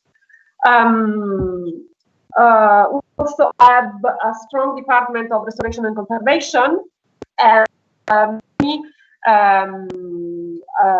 many resources are available for students and scholars, archives of photo and videos, and also a special library with 4,000 references for the students and scholars. As I mentioned previously, one of the main goals of our institution is to promote an intense intercultural dialogue at the local and the global level. We do it mainly thanks to the collaboration with a very special entity, which is the World City Association, WCA, which is a second-level association located at MUDEC and represented the Museum Scientific Committee. In this picture, the Mayor of Milan was a representative of the World City Association in the moment when the World City Association was founded in 2013. The World City Association brings together more than 150 groups working with the culture of the world in Milan and participate actively in the museum communication and public programs. They have a dedicated space inside the museum, which is the Khaled Al-Assad multifunctional room that you can see in the picture down right. We also run a very intense and interesting, I would say, program, which is the Milano Città Mondo, Milan World City program. It's a special program that's designed to promote active dialogue between the museum, the territory, and the people. And many colleagues have outlined for me in the last 40 years, the town has been a very important hub for the migration, international migration, and many administration has tried to do a very strong cultural politics in terms of social and linguistic integration. But we felt when we opened the museum, we felt that it was very necessary to begin a long-term program devoted to scout the cultural needs of the migrants communities and the new citizens that now live inside, live with in the town. So this program was designed to study the cultural needs of the new citizen and to give room to the different associations in Milan to organize the presentation of their own culture to the public. So the program, in a very pragmatic way, was designed to answer questions like which are the cultural habits of our new citizens? How do they carry out with they carry on with their tradition and celebrations? What do people expect from a museum of cultures in town? So the program is based on field research carried out every year on some specific topics related to specific communities. For example, 1 year the topic was religious practices inside the Egyptian community, or another year the topics were music and other cultural habits of the Peruvian community in Milan. And this research, this field research, turns into a rich public program run in collaboration with the World City, with the World Association, and a very complex schedule of exhibition events, conferences, and performances every year in the museum. Here you can see some of the manifestos of the first edition of the Milan Mondo program, devoted to the Eritrean and Ethiopian community. And the second year was devoted, was a very huge event devoted to the very interesting and long-lasting community of Chinese in Milan since the beginning of the 20th century. And the third year was devoted to the Egyptian room, and the fourth year was devoted to the Peruvian community. I think that my time is ending. So to sum up some conclusions, the MUDEC is a non-conventional institution where many experimental work has been carried out in terms of museological approach, in terms of communication, and finally in terms of governance. The strength of the museum are that we think that we are trying to contribute in the growing of a multicultural audience for the museum in town. And also we try to bring together different protagonists of our families, which are obviously for us first, our first public, but also professors, students, politicians, anthropologists, and mediators. A project such, Milano World City, have generated a large volume of ethnographic research and documentation, lead documentation of an important moment of transformation of our city since 2015.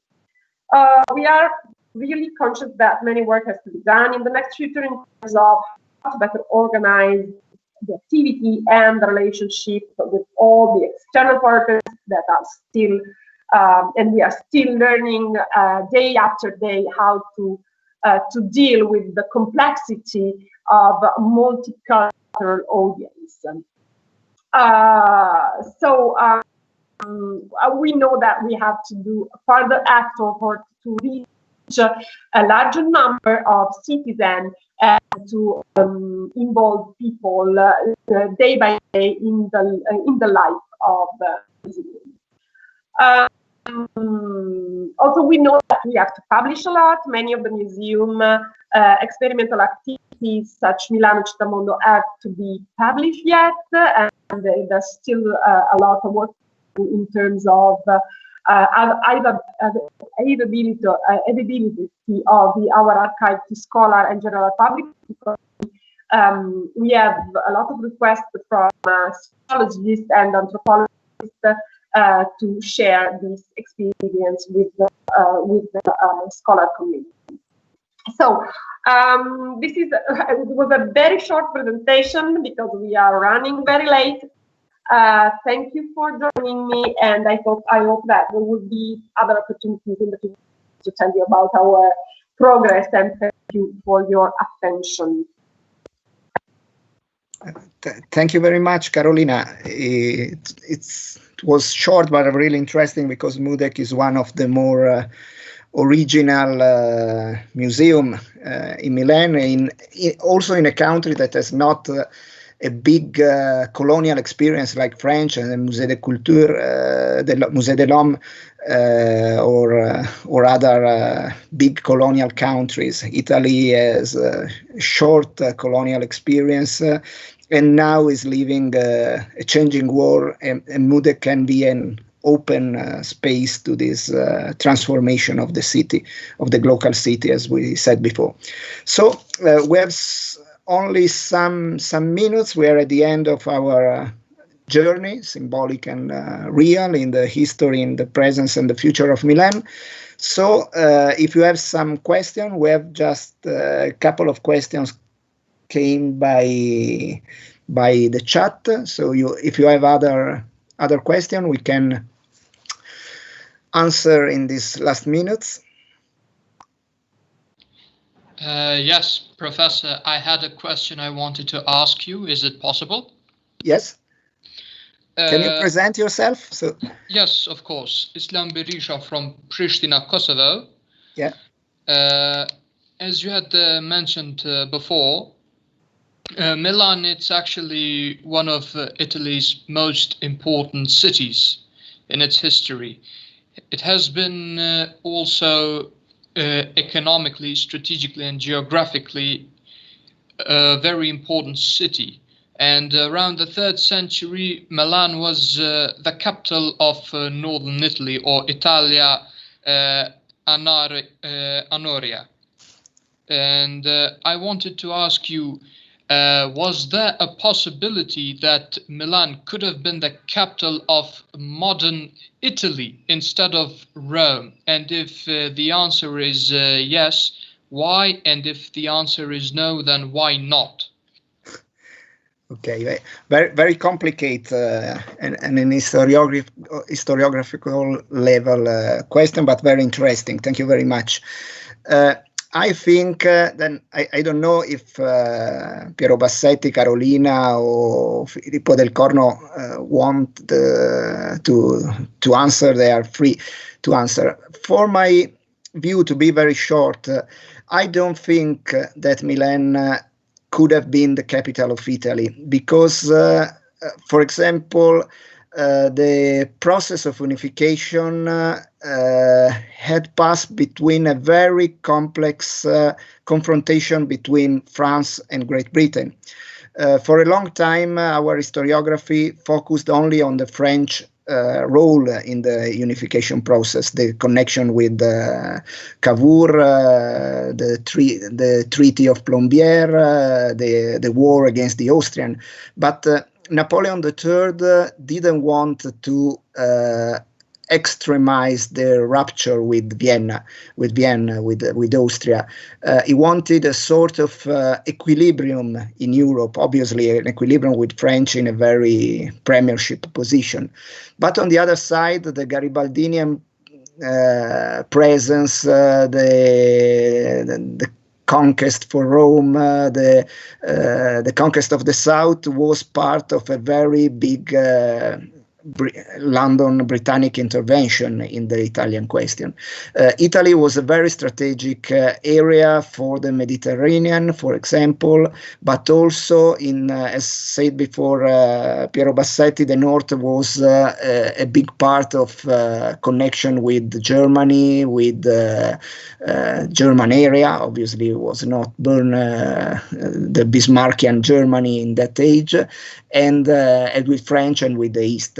So the the very ancient geopolitics of Milan, Roman geopolitics of this place in the middle of the plain and in the middle of the river coming from the Alps that can go to north, to west, to east, as could that be the capital of a northern Italy, but it could not be the capital of a Mediterranean project.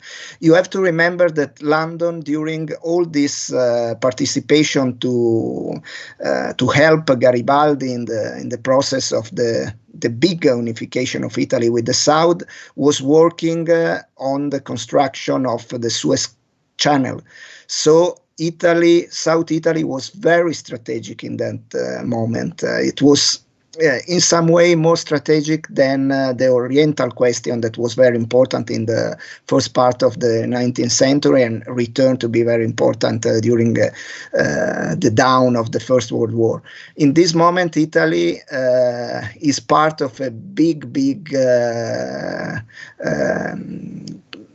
countries, European state countries quest for a new equilibrium, and it's interesting, for example, that the idea of the center left of the 19th century, and in particular of Crispi, was to reconnect with Berlin, with the German, to open a new form of corridors, new form, and to gain more independence between strictly control of French or of Britain. That's a very complicated story. We don't have time now, but I don't think that Milan could have been the capital of Italy as we know modern Italy or contemporary Italy after 1861.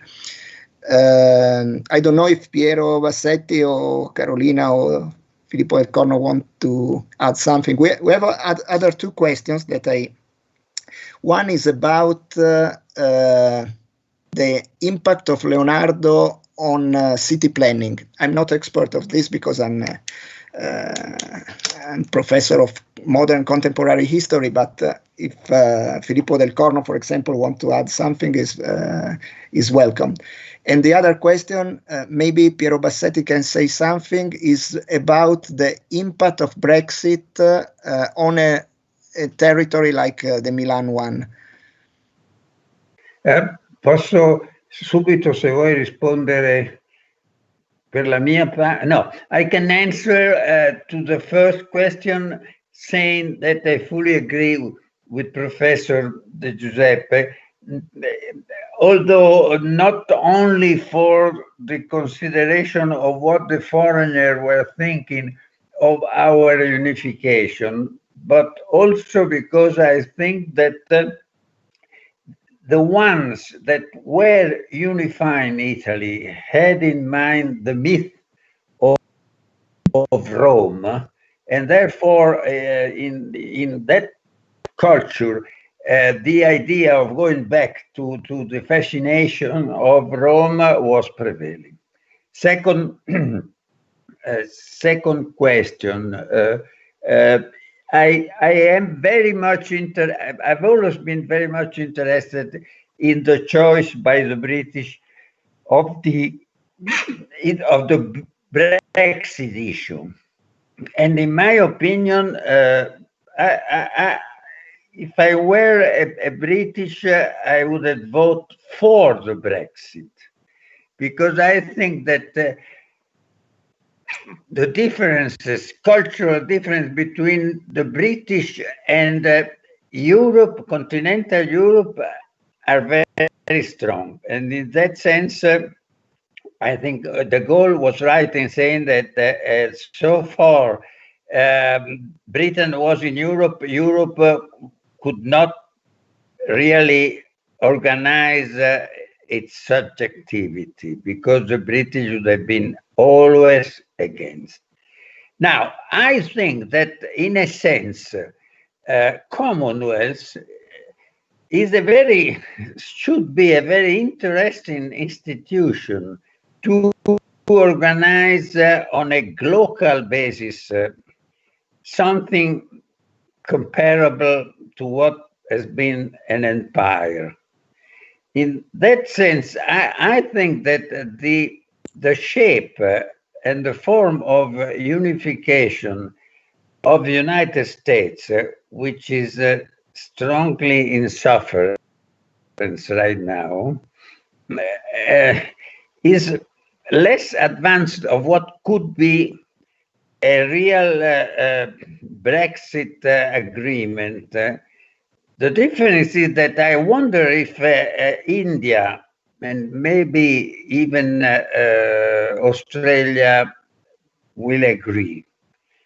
But in that sense, I think that if you just take a very small position, mine, I think that in a sense, Milan could be interested in seeing what the British do in their way to approach the globalization. Thank you. Thank you very much. Thank you. I can just give a very short answer to the question about the importance of Leonardo South for the urban development of our city. Of course, I'm not an expert of urbanism, so my answer is very, very quick and very short.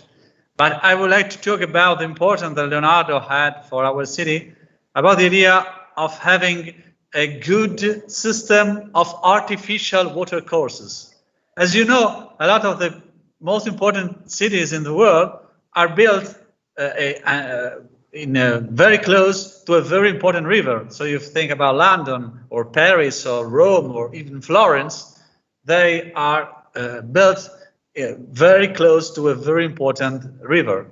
Milano has not a very important river, but Leonardo thought to create a very important system of artificial rivers in order to create a new system also of communication between the city and the country.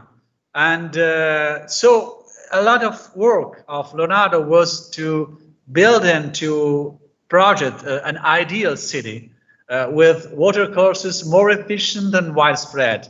And especially Leonardo developed many projects to improve navigability in the city of Milan and throughout the whole Lombardy, improving communication between the city and the country, and also working in distributing water in the fields and giving great impetus to the transport and to trade system. So I think the main importance of Leonardo in our city is the idea of giving an artificial frame to the water courses in the city. Of course, you don't see now this because a lot of the water courses, artificial water courses now are covered. But in the past, they were very important for the development of the city. Thank you very much, Filippo Del Corno. We will give to the students some images and pictures with a PowerPoint, and in many of them there is the mapping of the Navigli, of the rivers of Milan, the importance of water for the history of the city. Thank you very much.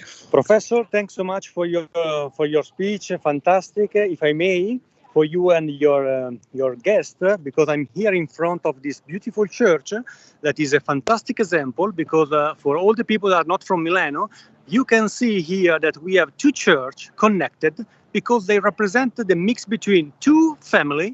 In this case, we have power, politics, family, culture connected together. And my question is, how is important today for the future generation to interpret this kind of connection between culture, history, how to negotiate this?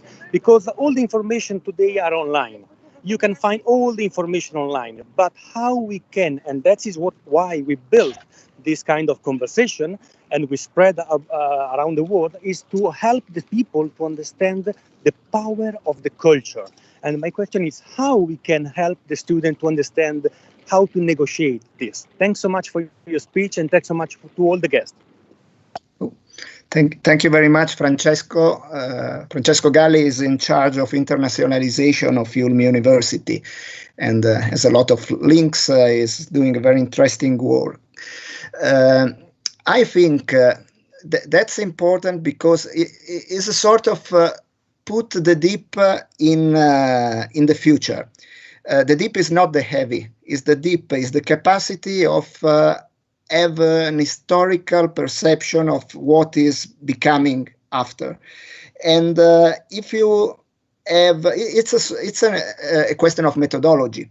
It's not we are used in our nowadays societies to have very short information, a lot of encyclopedical in a sort of a way information, but many times this information do not go deep, and the absence of methodology do not help the youngest generation to connect the past with the present and the future. An old major of Florence, he was Sicilian, but he was a major of Florence, Giorgio Lapira, used to say that we are sort of passing people in the history of the city, but we have to develop a sort of consciousness of the historical view of the city to build something for the future. That's something that was saying Dr. Bassetti about some absence of nowadays policies. The policies need a deep capacity of analysis of the past to build the future. And I think, maybe because I'm an historian, but I think that it's very important in a cultural way not to be heavy pedagogically, but to find the capacity to build new streets of recovering this deepness.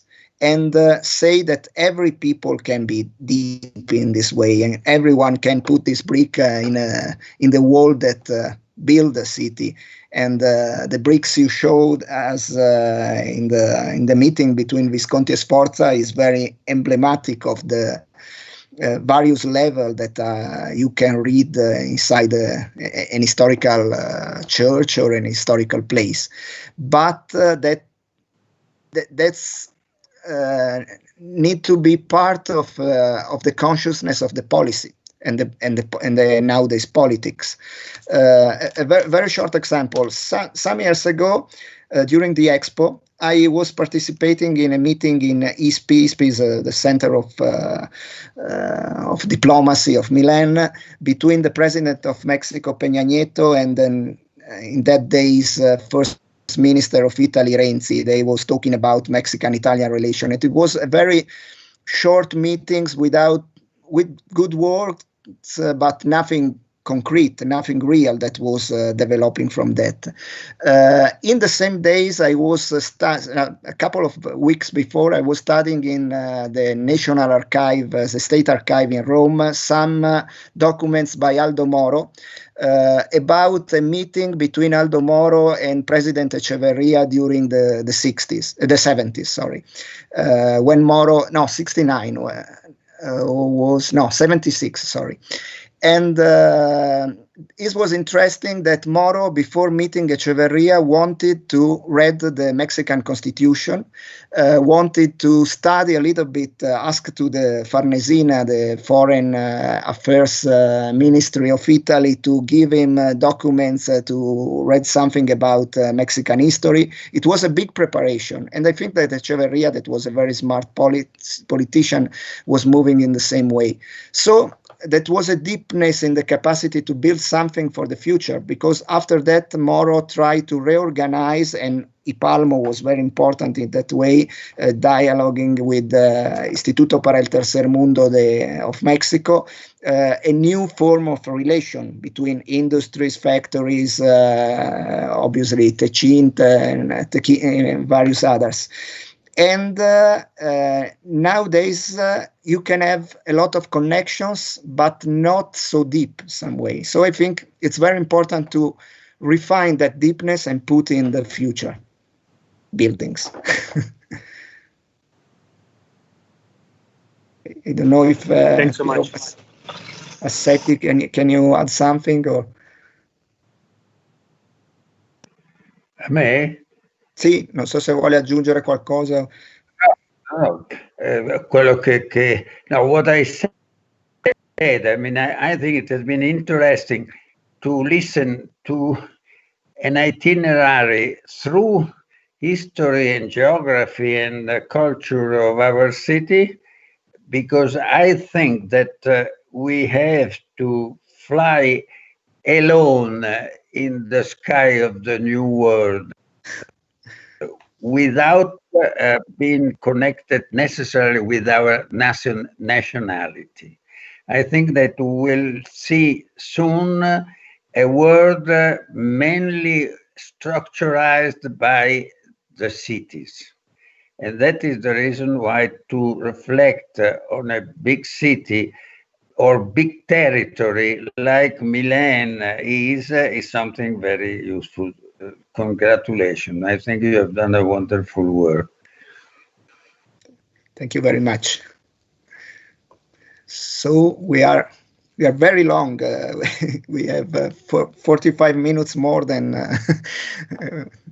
the other lesson. So I think we can close here.